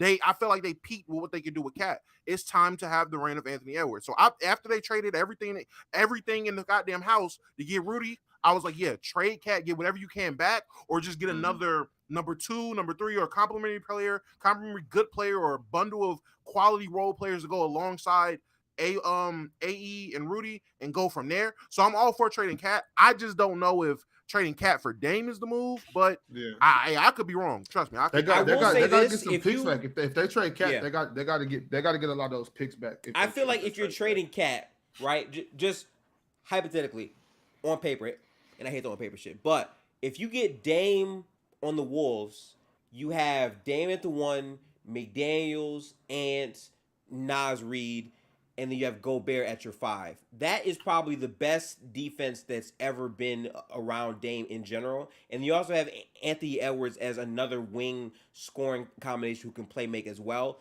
That team can actually be dangerous on paper, but the timelines don't really add up because Dame is way older. So I do feel you on that. Well, that timeline is now. If they were to make a move like that, they're looking to win right now. Now you're trying to win. Anthony Edwards is good enough right now to compete with Dame to go win that ring. Can I ask another question too? Because we got here basically talking about the Timberwolves because of me bringing up the Rockets, and I know Mars is gonna like this, but this offseason, I don't know why, but I've been really high on the Rockets. Now, looking at what was it? Looking at the 22 season going into the 23 season, at the end of the 22 season, the OKC Thunder, they were like a 22-win team.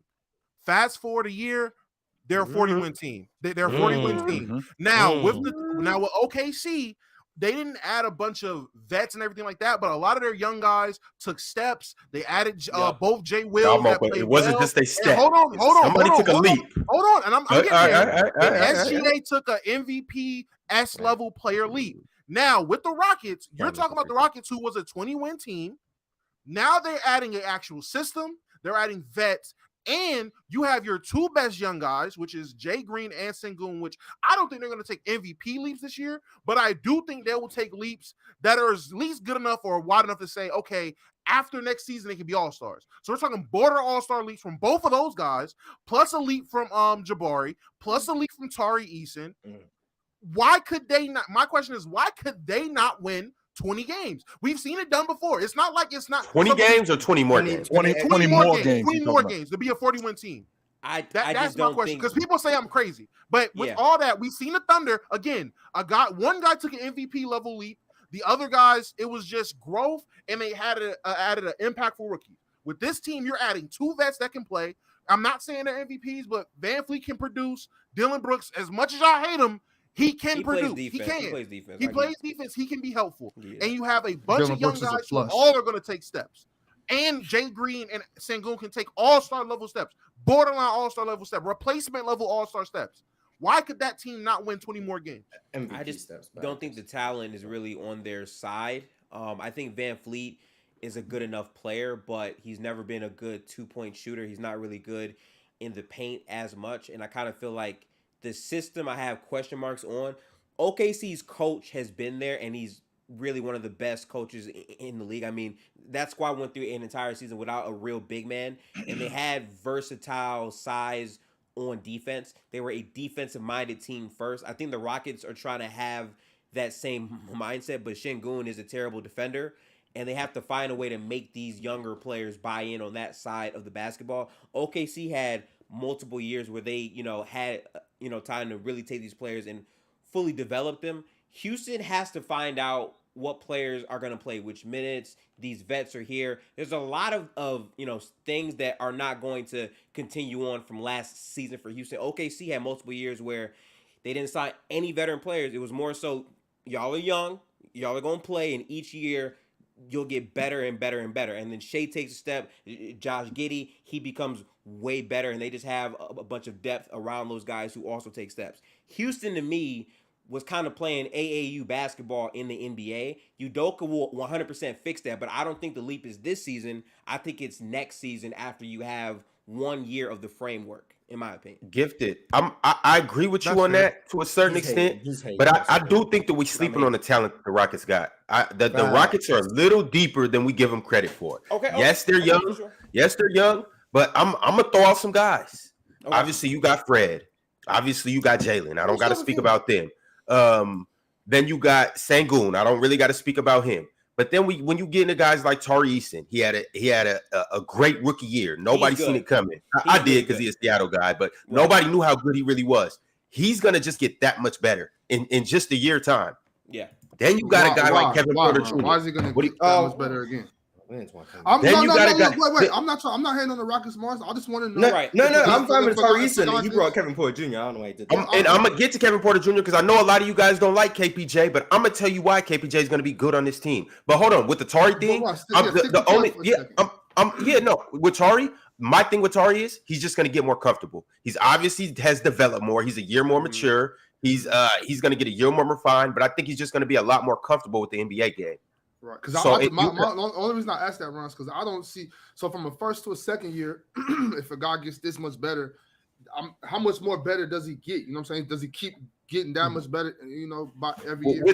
With Tari, I don't want to stick on this for too long, but with Tari Eason, for me, it's just the comfortability, and he's not going to be a player where he's going to go from averaging 7 points to 18. That's not going to be his thing. His thing is the game's just going to be a little slower for him. He's going to get a little more used to the system, and then on top of that, or at least playing with the guys that he's playing with, and on top of that, Tari's a defensive guy, so I think he gets a year stronger, a year more athletic, and he's able to handle some of those matchups a little better and bring a little more on the defensive end and just running the court and fast breaking with the Rockets. But with Kevin Porter Jr., now, Mars, I know you may not be high on him, but as we know, Kevin Porter Jr. is one of the more skilled players in the NBA.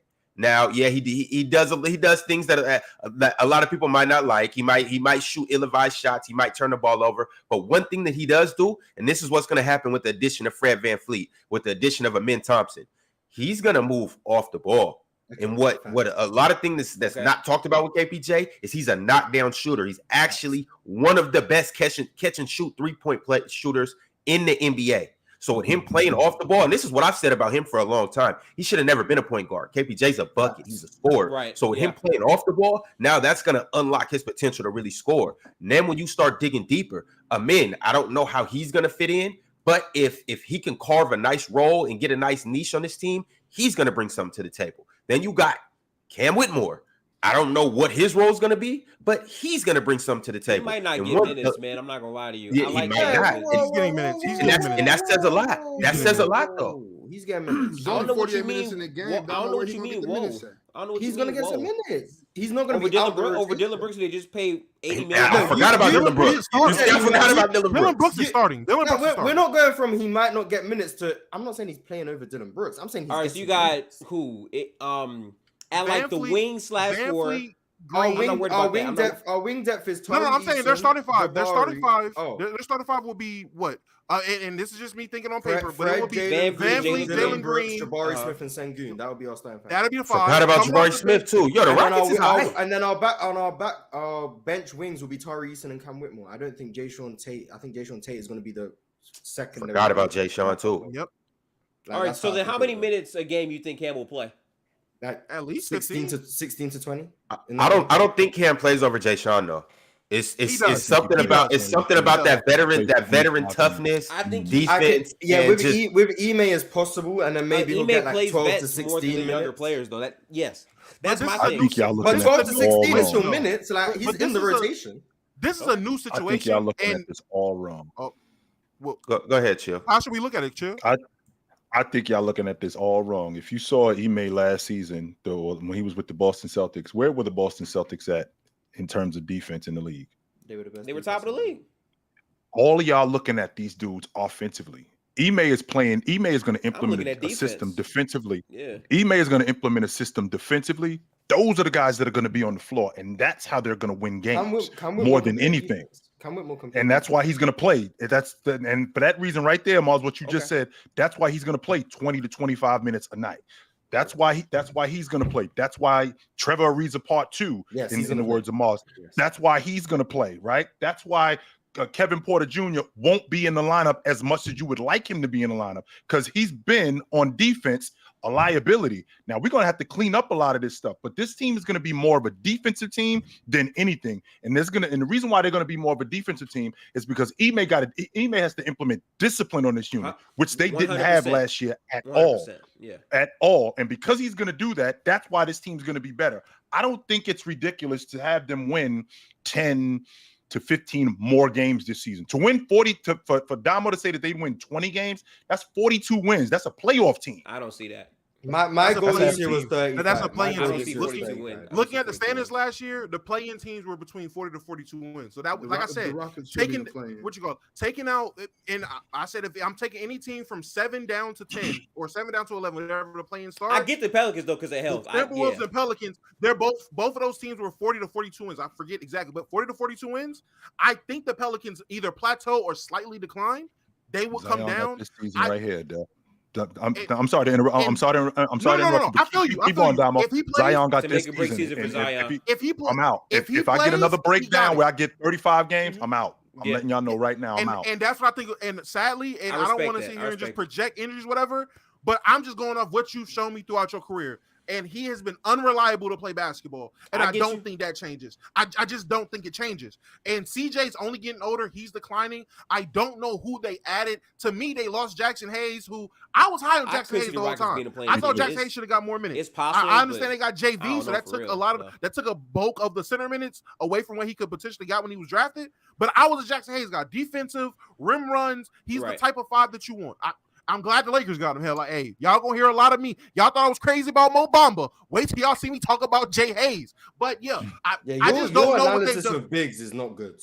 What do you mean? What's wrong with Jackson Hayes? Mo Bamba and Jackson Hayes are both not panning out. Like, first of all, they both played their role. They both played their role. The situation is. I'm tripping for thinking that Jackson Hayes just be there to rim run and block shots. That's crazy. You said you were Mars, he was right about Mars. He was right about Wyndon Gable. Get Wyndon Gable off the floor. And that was my whole thing. That was my nigga. Yes, any actual big man, I would rather have out there. All right, we're not about to get back into it. We're not, because I might have start talking terrorist ball again. So we're not gonna get back into that. Damo, you right though. You right though. Terrorist ball though, Mo. Not that. Wyndon Gabriel is too small to be out there trying to play the 5. He's my size, bro. He can't play the man. In 2005, he's a small forward. I'm not trying to hear nothing about Wyndon rebound. That's my only issue with him more than anything. He doesn't rebound. But anyway, when it comes, let me say, hey, as Chill would say, focus. Let me stay focused. When it comes to the Rockets, I just think it's a lot of development. When you have a bulk of young guys that I all see can take steps, now different levels of steps, but you have a bulk of young guys all taking steps. You add to, in my opinion, top 10 to top 5 talent when it comes to rookies again, which we've seen with the Thunder. They added one guy that was a top 5 talent, and look how that happened for them. You got Thompson, who he doesn't need to score. He's going to get in where he fits in and just play basketball. He's a hooper. The Thompson. Talking about him, man? Yes, I'm in. Talking about Wall. Those Magic Johnson. Those guys are hoopers. So he's just gonna get in. He's gonna play defense. He's gonna make good passes. He's gonna attack when he can attack. He's gonna fit in just well. I don't see why it's so crazy to say, okay, with a team like the Pelicans who can potentially fall, with a team like the Timberwolves who I'm being biased. There's a lot of bias, but I think they will fall. I have faith in the Dallas Mavericks to rise, but at the same time, they can easily plateau. I don't see how much better the Dallas Mavericks have got. I think that's what makes the West conversation next year so good, because it's like there's so many cases you can make for a team to rise or fall, and we legit don't know, right? Like these things are fluid. I just feel like for me, Ime is going to be a good coach for them, but my issue is, let's say, right, that his emphasis is defense. And I agree with you, Chill, it is, right? What defense does Şengün play? Jalen Green can fill out to be a good defender, yes, but he hasn't locked in fully on that side of the ball either. And in my opinion, offensively, you can make an argument that Şengün is probably their best offensive player in terms of half-court ball passing screens. I can get all that stuff. My thing is the blend between offensive player, Mars, not scorer. Offensive player, not Mars. Score, relax. Not score. I'm just saying, by the numbers and the way that they impact the game when they're on the court, the challenge Udoka is going to have is leveraging these minutes to where we're able to develop, but we're also competitive enough to win basketball games. And I think that adding in Van Fleet and also Dylan Brooks throws a wrench in that, kind of, just because they're going to get more of the looks on the offensive side of the basketball. And again, you better not be giving Dylan Brooks no looks. Not Dylan Brooks. I really think Dylan Brooks is going to play his role defensively. No. Van Fleet, yes, though. I give you that. Van Fleet, yes. Listen, Listen, I hate to say Mars, this, no more, right? Dylan Brooks is like a 16 a game guy. Mars, what are you talking about? Here's taking my problem with Dylan shots, Brooks. Joe. He's Yes. What makes you guys think he's not going to take 16 shots on the Rockets if he took 16 shots on the Grizzlies? We just saw Dylan Brooks on the Memphis Grizzlies, and his excuse, he could take 16 shots because he played defense. Is Ime gonna roll the same way? Because let's say his defense is so good that he's like, you know what? You take any shot. Dylan Brooks is did he take 16 shots? It was probably like 12, 11. Let me actually look at it. Let me look at it. I guarantee Dylan Brooks. Guarantee he didn't shoot more than 11 shots. Hold on. This year he took 13.6. This year he took 13.6. All right, now bring up the playoffs. Now bring up the playoff shooting, Dylan Brooks. Oh, the playoffs, 12.8 to score 10.5. That shit is bad. Like, bro, that shit is not good. The year before, he actually was taking 16 shots. Can we not? The year before, he was taking 16 shots. So can we not look at Dylan Brooks? It's not about the amount. Go ahead, Damo. Go ahead. It's about the selection of shots, not the amount. I agree with that. It's about the selection is terrible. Well, it was terrible. But he got to stop trying to just fire threes. He got to be a slasher, attack the rim and whatnot. If he's not firing up threes, can we now look at Dylan Brooks and his time with the Grizzlies and say the reason he had the luxury of taking those shots is because he was there for years. That was something that was built. He was a part of the building process. He was there when they were trash. He was there around. Did he not get drafted either a year or a year after Ja got there? He was a part of that process growing. Yeah, he was a part of. Well, he was there before Ja got there. So he was there when they were a rebuilding team. He was there when they got Ja and things turned around. He was there on the rise. So for him in that system, he had luxuries to do those type of things. He was given that green light. Him going to the Rockets, I feel like his role would be more defined. I feel like his role will be more understood, and he's going to be more direct as, hey, look, we have 18 guys that need the ball. You are here because of your defense. I think Dylan Brooks, with the money he was paid, with the image that he has and the attitude that he has, he's going to say, I'm here for defense. I'm going to get in where I fit in. I don't think Dylan Brooks is one of these guys where he has this ego about himself where he's like, I have to shoot the ball 12 times. I have to shoot the ball 15. I don't think that's the case. I think he buys into whatever Ime's selling. I think he looks around the locker room and sees young guys who all need that, who he's going to be looked at as big bro. I think he's going to look at his past situation and be like, okay, there's this stigma of Grizzlies players after playing with Ja, after everything that went on. Let me show him mature, and he's going to take that step back. Now, if he doesn't, that's fine. This is a game of what-ifs. Right. I think that Dylan Brooks, now Van Fleet's going to get his shots. You got him there to shoot the ball. He's that motherfucker. He's going to get his shot. Domo's taking the optimistic perspective. Yes, I am. I'm being very optimistic about it. No. I don't have any issue with you doing that, Domo. All I'm saying, bro, is Dylan Brooks has also said on the record the next team he goes to, he wants to be featured more offensively. He wants to do more things on offense. And then he signs that contract with Houston with all of these players who some might not need the ball, but they're best maximized on the court with the ball in their hands. So to me, I more so have to see it. I understand you taking the whole optimistic view, but my thing is, if you're playing with John Morant, who can like play make and create, and you're one of those guys who just volume shooting these shots, if you're playing good defense on Houston, and like Chill said, if Udoka is focused on the defensive side of the basketball, Dylan Brooks is absolutely going to get the minutes. And if he's going to get the minutes, I think Dylan Brooks is this competitor that's going to get the shot, that's super confident in himself. So I do think that while you can make the argument that it can change, because again, I'm fair, right? You go to a new team, players look different. It's possible. But at the same time, it could be more of the same. And if it is, offensively, he was a negative a lot of times when he was on the floor. Fellas, I'm sorry, fellas. We got to move off the Rockets. We got to move off Dylan Brooks. If this was the Lakers, we'd be here for 3 hours. We got to talk about the Lakers. Y'all know, I would love to talk about these other teams, but you know, the producers in the back, they're making me talk about the Lakers. Hold on. Oh, they said the Warriors and I'm out of here. Lakers. Oh, the Suns. All right, we got to talk about one of those three teams for a majority of the show. Otherwise, you know, we're not gonna make people happy. I'm a Warriors fan, so we don't have to. Let's do the Clippers. Talk about the we Warriors. don't talk about the Warriors or the Lakers. Hold on, because I'm trying to. You know, this show is to the people, it's for the people, so I want to get through these super chats. I'm tired of being an L host. You know, I don't sleep good at night being an L host. So we got a super chat from Doe. He said, "Ticket knows ball. Big up PC from London. They know ball out in London. All right, good to know." Finesse Lord 21 said, "Ticket. They don't get ticket. Ticket doesn't get that they rested Dame 2 weeks after the All-Star game to get Wemby. They didn't get Wemby. I'll tank. They tried. They tried. The fact that they've got above us is whatever. We move. Cool. Taquay White said, "I'm confused. Chill gets put on ice when Ticket is speaking, and Ticket claims he cooked him and he sent him to hell. Ticket gets out on ice for interrupting and cries that he's hated. I don't get it." When you're hated, you have to complain that you're Y'all know hated. Ticket like to be the bad guy, bro. TMF Willie said, "Damo, not Rick Ross. He's Cyan Cotton, especially because he's a Bron fan. Respectfully."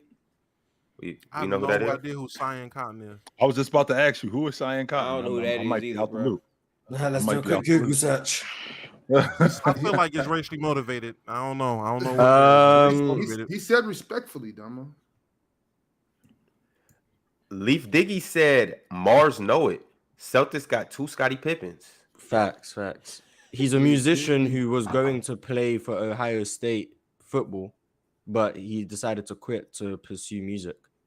And now he's a rapper, I think. It's good for him. Okay. He's a fat black guy? Is it a fat black dude? He played with LeBron James in high school. So he's a fat black dude or no? Oh, I know exactly who he's talking about. And it's racially I know who motivated. he's talking See, about, man, too. But I think he played with LeBron James in high This school. is crazy. Yeah, I think he played with LeBron James in high He school. should have played football, man. Wisdom Warrior with the super chat.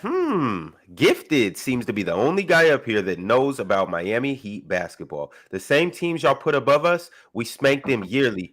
Time to wake up.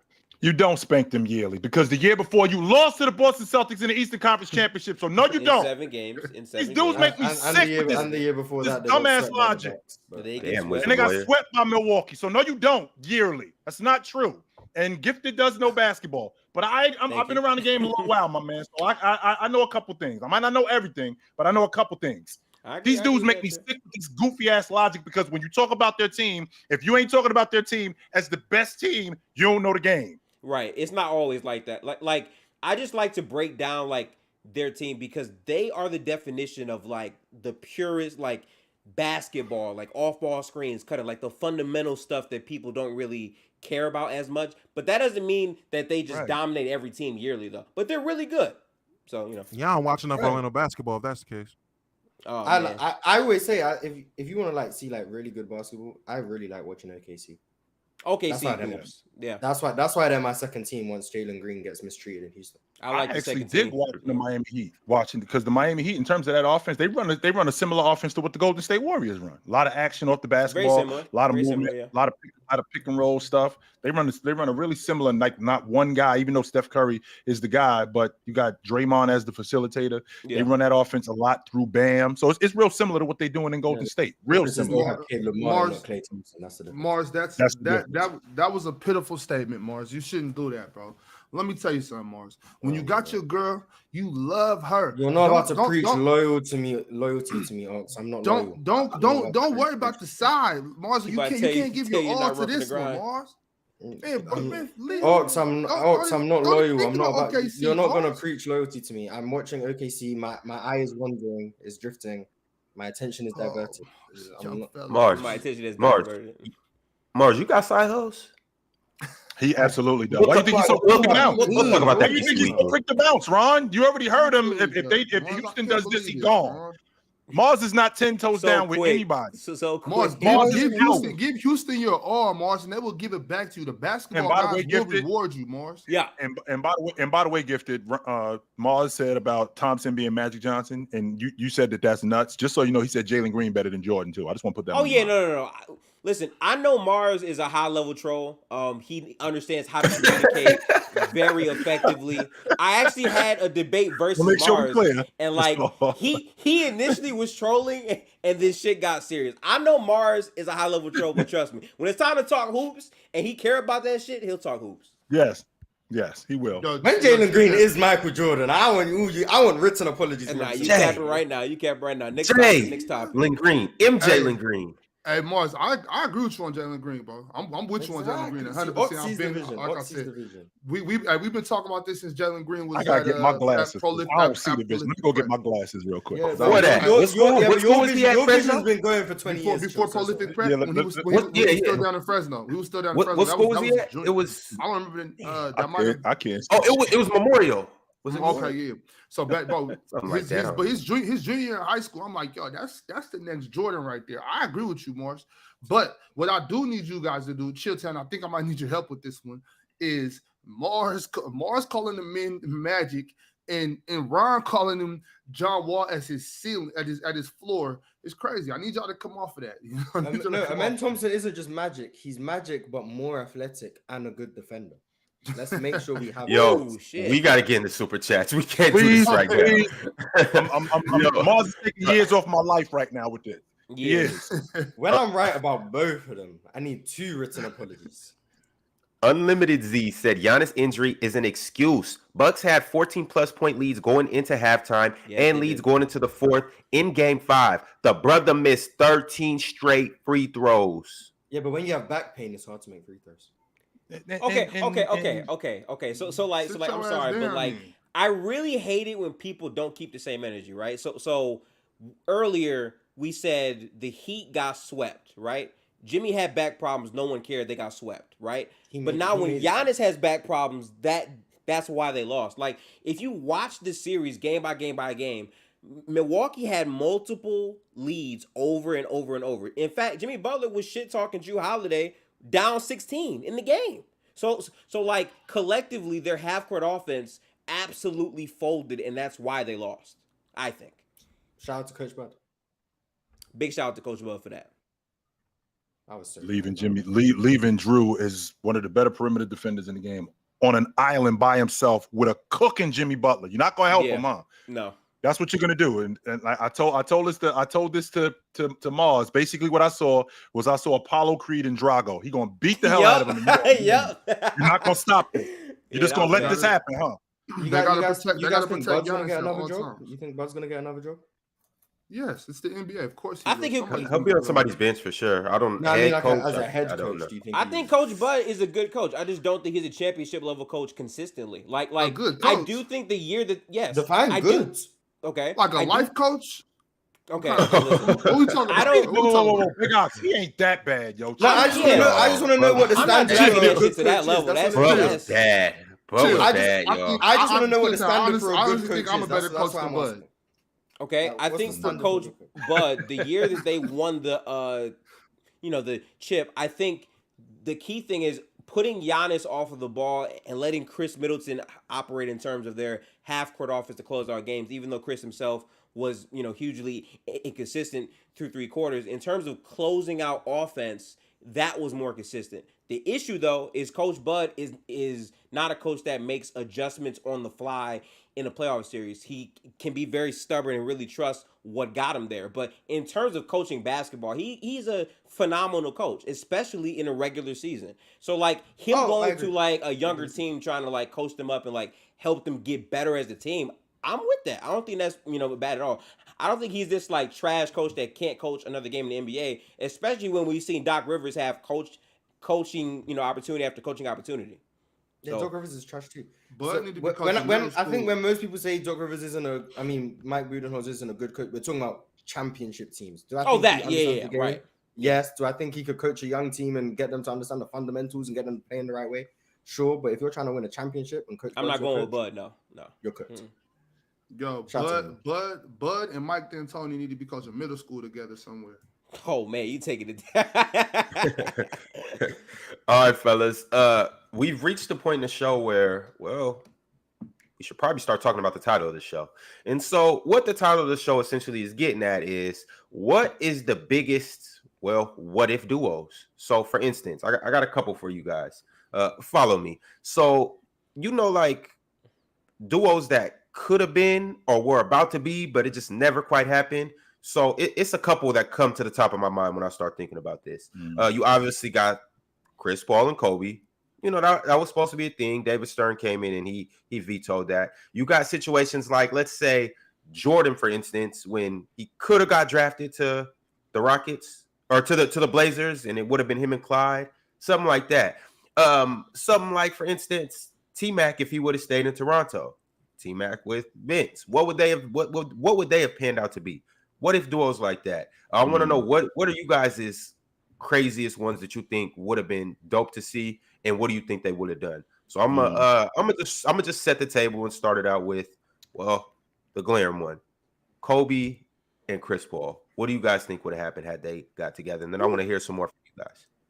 What year was that? 2011, 2012?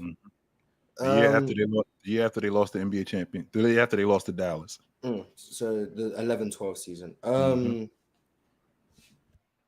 I don't think Kobe tears his Achilles because he don't got to do as much. Yeah. So did they still get Dwight Howard the following year?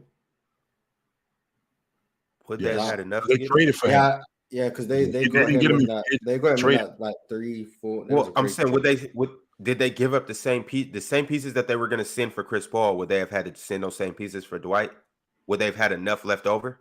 The Chris Paul trade. I can't remember who was a part of that deal. Lamar Odom was going to New Orleans in that trade. Lamar Odom was going to New Orleans in that trade. So I don't know if that works. So let's just say no Dwight. So you got Kobe, Powell. I mean, they would still have Lamar Odom then, right? And Chris Paul is on the crew now. So now the Western Conference, at that time, Dallas was basically Dallas had just won the NBA championship, but they were a one-hit wonder. I think the Lakers are back in effect. And the reason why I feel like the Lakers are back in effect, they now have a primary ball handler. That triangle offense, it works even more effectively with Chris Paul, because I think Chris Paul at that time, he was only in like year 6 or 7. So him now working in that triangle offense, where him being a distributor, I think that they're much more effective. I think the problem that we're going to have is Chris Paul being a primary ball handler and wanting the ball in his hands. Him and Kobe Bryant are going to have to work that out. That's going to be an issue. And having to get Al Gasol involved in the offense. You don't think Chris Paul just takes a step back? No. Or do you think what did you get Chris Paul for if you're going to ask him to be off the ball? Right.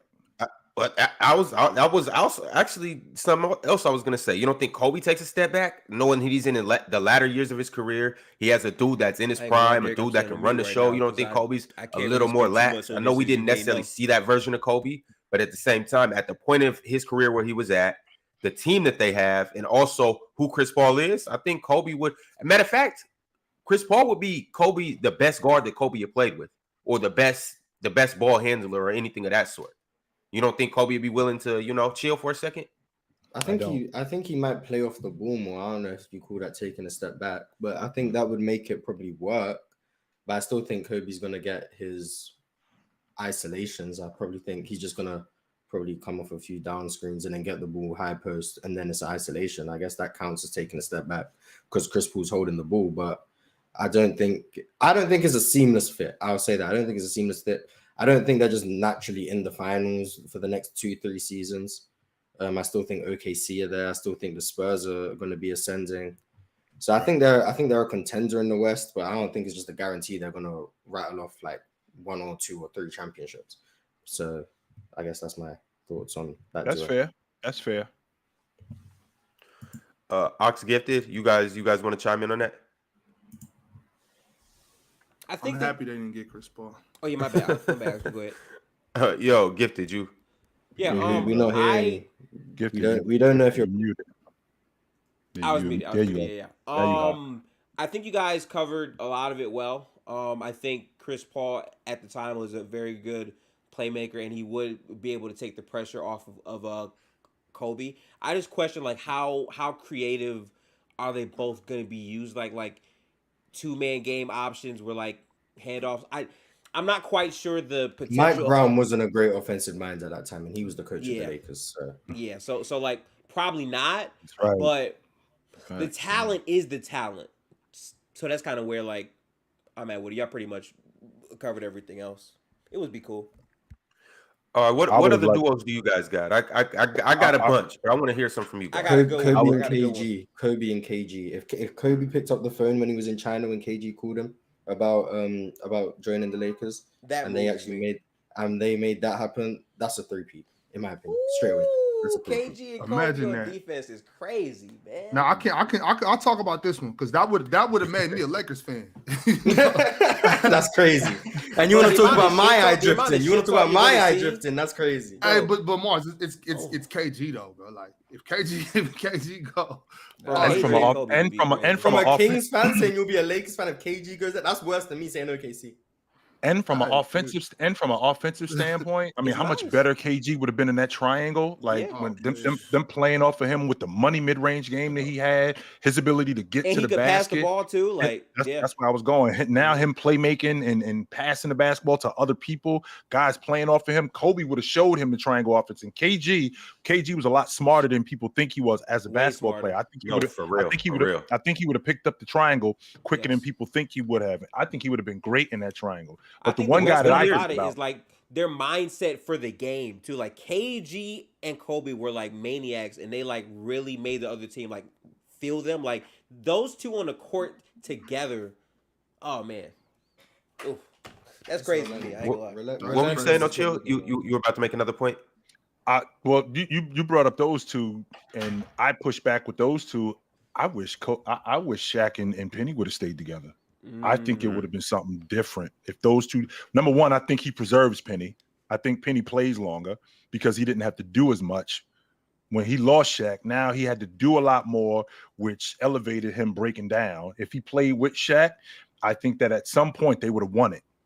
And I don't think he would have.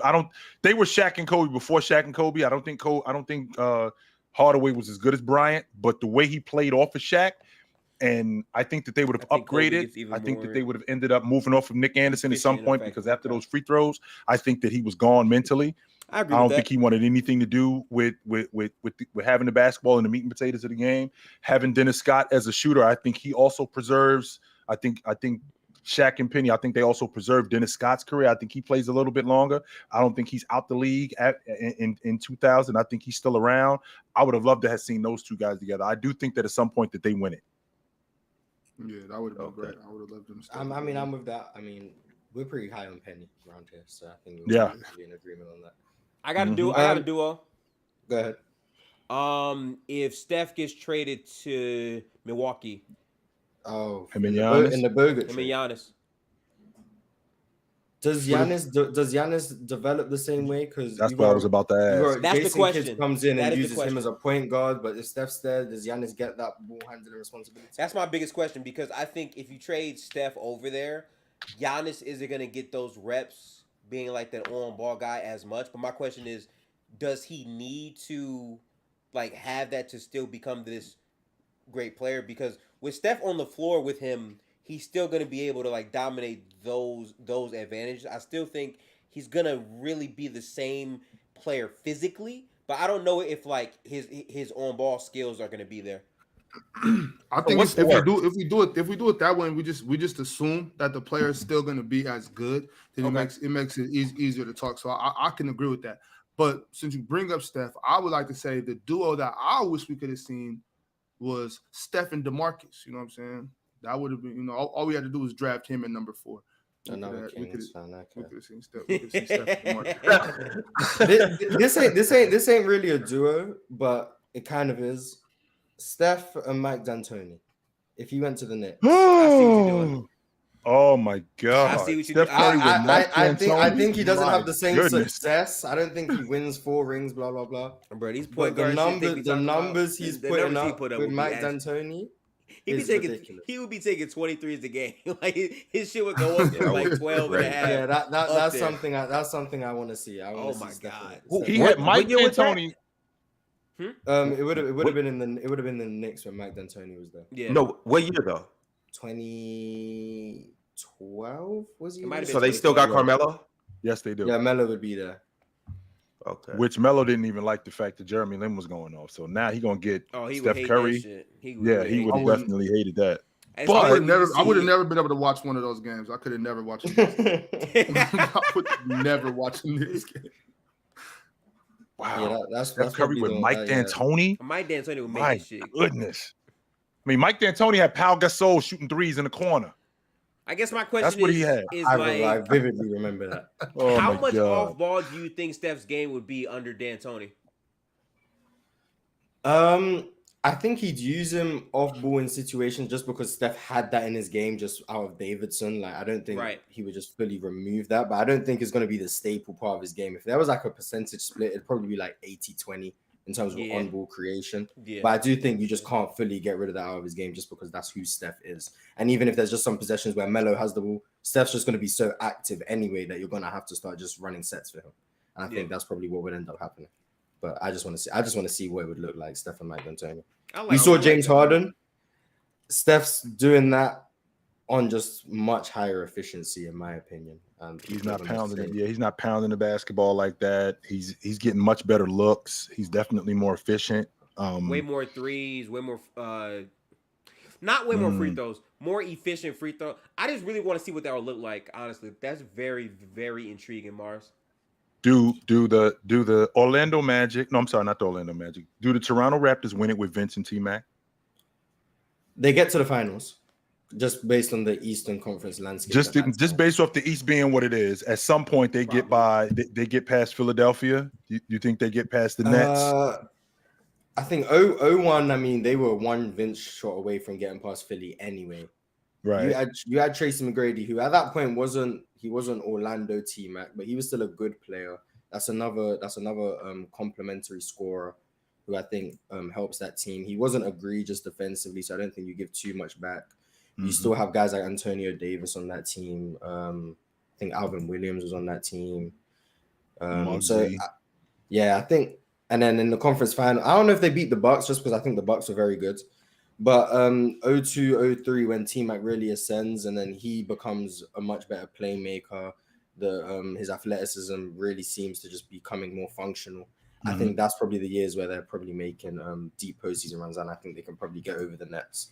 In my opinion, that's probably. I think that I do think that they add another playmaker in terms of a distributor, and they speed the game up because I think in the half court, I think your one-on-one action with both Tracy McGrady and Vince Carter, I think that's unmatched. I don't think you got that in the NBA at that time as perimeter. I don't think that there's any other perimeter players because when I think about Glenn Big Dog Robinson and I think about Ray Allen.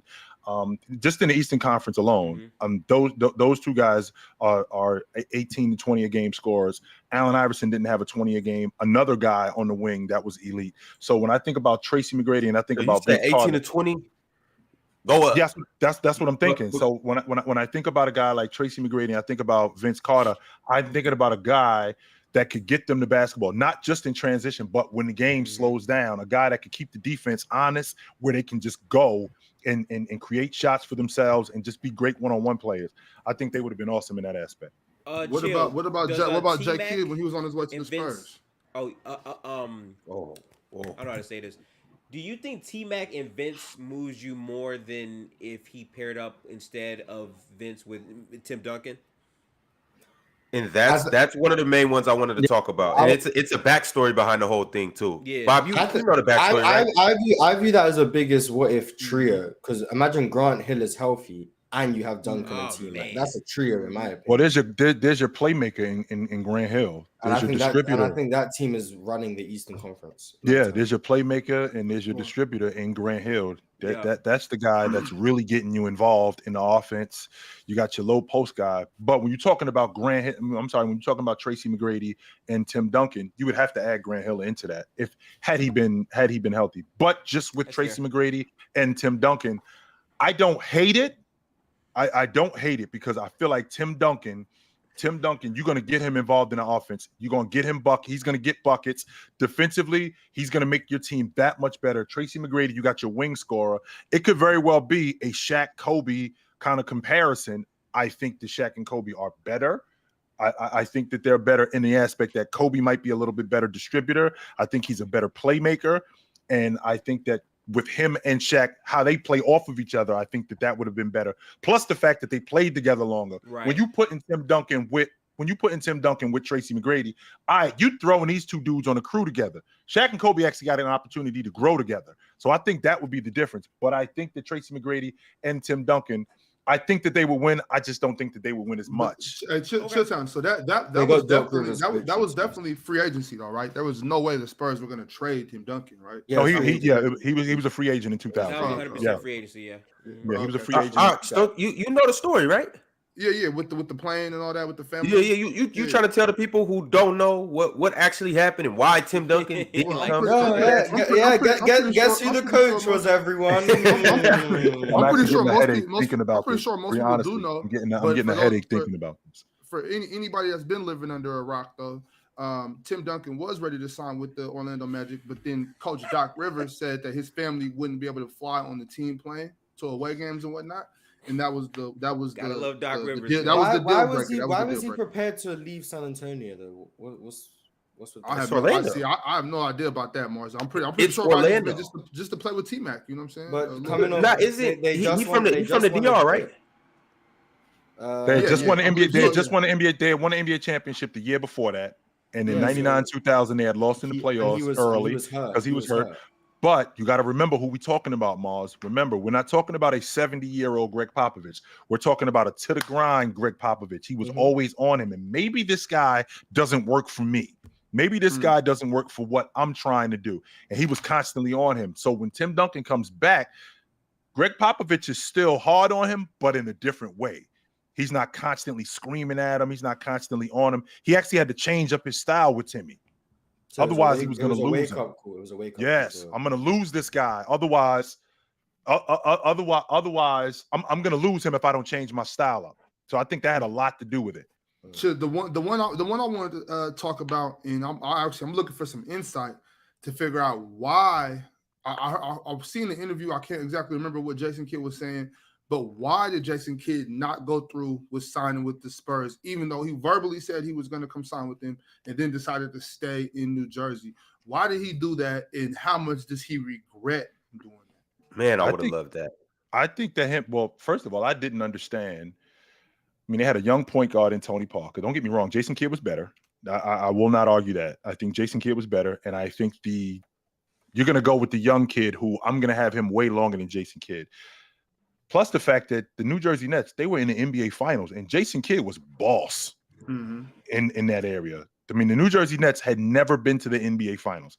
I'm from Jersey. They used to give us tickets to the Nets game, where you could stand up and touch the ceiling. That's where we were, way up. That's how bad the Nets were. So Jason Kidd staying in Jersey, they weren't that far away from winning it. They were right there, and they were building that unit around Jason Kidd. So you figure with Kenya Martin, he still was young. Keith Van Horn was another piece to what they had. They end up adding Mutombo to that crew. That team wasn't that bad. In fact, Kerry Kittles was still really good. So that team wasn't that bad. That team was really good, and they were right there on the doorstep. So Richard Jefferson was a rook. So if you look at that unit, to go play with Tim Duncan as opposed to staying in New Jersey, and again, they didn't do that kind of stuff back then neither, Big Ox. I mean, in terms of teaming up with guys, like I'm doing my thing over here, and we building this unit in a way that we're going to compete for NBA championships. Do I want to go jump on that San Antonio unit and do it with him? I don't think that he was really feeling that. On top of that, so since you brought that up, how is that looked at? We can't hear you, Mars. How is that looked at though? If J Kidd leaves the team, just kind of like what KD did. You just said what I said while I was on mute. Okay. Oh, for real? So if KD leaves the team if J Kidd leaves the team that beat him in the finals, that's what happens. To go play with him, how do we talk about J Kidd? Are we downgrading J Kidd? I mean, I know I guess I have to at that point. You have to be consistent. Yeah, I got to. But I mean, I still wish he would have did it though, so he could just The reason why I don't think that he'll get as much slander is only because J Kidd wasn't close. Well, he wasn't top 5 at that time, like players. Yes, so it's like he was the best point guard in the league. He was the best so you got Kobe. We can just get that off the table. So in 2000, Shaq, Duncan. Go ahead, Kobe, Shaq, Duncan. And this is what year are we talking about? 2003 in 2003 when they was in the NBA Finals. I'm still gonna say T-Mac. Okay, that's as far as you can go. You can't go Vince Carter. I'm thinking about Vince. Not at that time. You can't go Vince Carter. No, he was better. He was Vince not Carter Vince Carter. Dirk. No. Dirk was on his way to be in. I think Dirk was in year 4. Jason Kidd was the best lead guard in the game. I ain't even giving you T-Mac. I'm not gonna lie. I'm not giving you T-Mac. I'm not ready to say T-Mac neither. I mean, Jason Kidd was hands down the best point guard in the Jason Kidd was the best lead guard in the game in 2003. 100% he was. The point that I'm making though is he could be top 5. The point I'm making is KD was like, it was like Bron and KD. Mm-hmm. KG was at that point too. KD, and so it's like KD doing it was I mean, I guess J Kidd would have tipped the scales too, but for KD it was a little different because it was like at this point you're highly regarded as the second best player in the world. So it's just a little different. But I mean, he probably still would have got flack for it. Yeah, but I just don't think it's the same man. Also joining arguably the best player in the world. KD didn't do that. So there's that aspect to it. A lot of people thought Steph was the best player in the world. I mean, not after the finals, they didn't. Not after the finals, they didn't. Like Tim Duncan in 03 was considered the best player in the world by most people. Yes. And Jason Kidd, who, if he's not top 5, a top 8 player in the league, would be then joining Tim Duncan, the best player in the world, after just losing to him in 6 games in the finals. Right. After being in back-to-back finals himself. I think that would have been the start of what we were seeing, like with James and then Kate. I think that would have been the start of it. That would have been the start. But I don't. Okay. They would have had Allen Iverson. That's what I was thinking. He wasn't better than Allen Iverson. Yes, he was. J Kidd was better than AI in 03. J Kidd was better than AI when J Kidd was in his prime. He was better than Allen Iverson. Yes, I hold on. All right, but we don't need to get into that conversation. No, we're not going to get into it. But with that being said, though, Chilltown, it would have had to have been the start of it because if J Kidd goes over there to the Spurs, they run the league. If you don't team up after that, you're just playing to lose to the Spurs. Do we see a Tim Duncan back-to-back for the first time? We see a 3-peat, damn near a 4 or 5-peat. Who's beating them? The Lakers, because the Lakers are going to upgrade.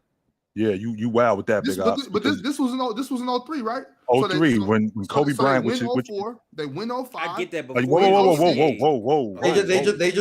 They just get past the Lakers and then I'll give you the Timberwolves and then they beat Detroit. Yeah, they beat Detroit. Wow. In 04, that Detroit team, Hey, I love Detroit probably more than everybody up here, but they beating Detroit. Why? Because they're better. Oh, okay, facts. With J Kidd?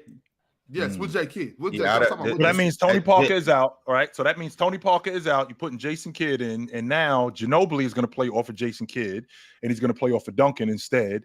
Does Jason Kidd make them better? He does. Yes, he does. I think he makes them better. I just don't think it's just they beat Detroit. They beat Detroit. They beat Detroit in 05 without J Kidd. In a dogfight. And what does Jason Kidd do? And remember why they beat Detroit. They beat Detroit because guys shooting the basketball. Jason Kidd at that point was not a great shooter. He was definitely more of a distributor, a finisher at the basket. Team, though, right? Manu was still on the team, 100%. Manu was still on the team. I do like Manu in transition next to Jason Kidd. I'll say that. I love Manu in transition next to Jason Kidd. And Chauncey Billups ended up outplaying Tony Parker in those finals. Does he outplay Jason Kidd in those finals? I don't think so. That part I don't think. I love Chauncey too. But I'm just saying, like, if they won in 05 with Tony Parker, they definitely win in 05 with Jason Kidd. And if we're talking, and then to go back to 04, which I think this was the year we were talking about, it's the same. I think it's the same thing. They win that too. I'm not mad that they win. I just don't like that it was just like so easy. Like how you said with KD and Kawhi being generational. So they beat the Lakers. So they beat the Lakers with Gary Payton and Malone and Shaq. You think they beat the Lakers? Take Tony Parker off that crew and they beat the Lakers. I'm gonna tell you like this.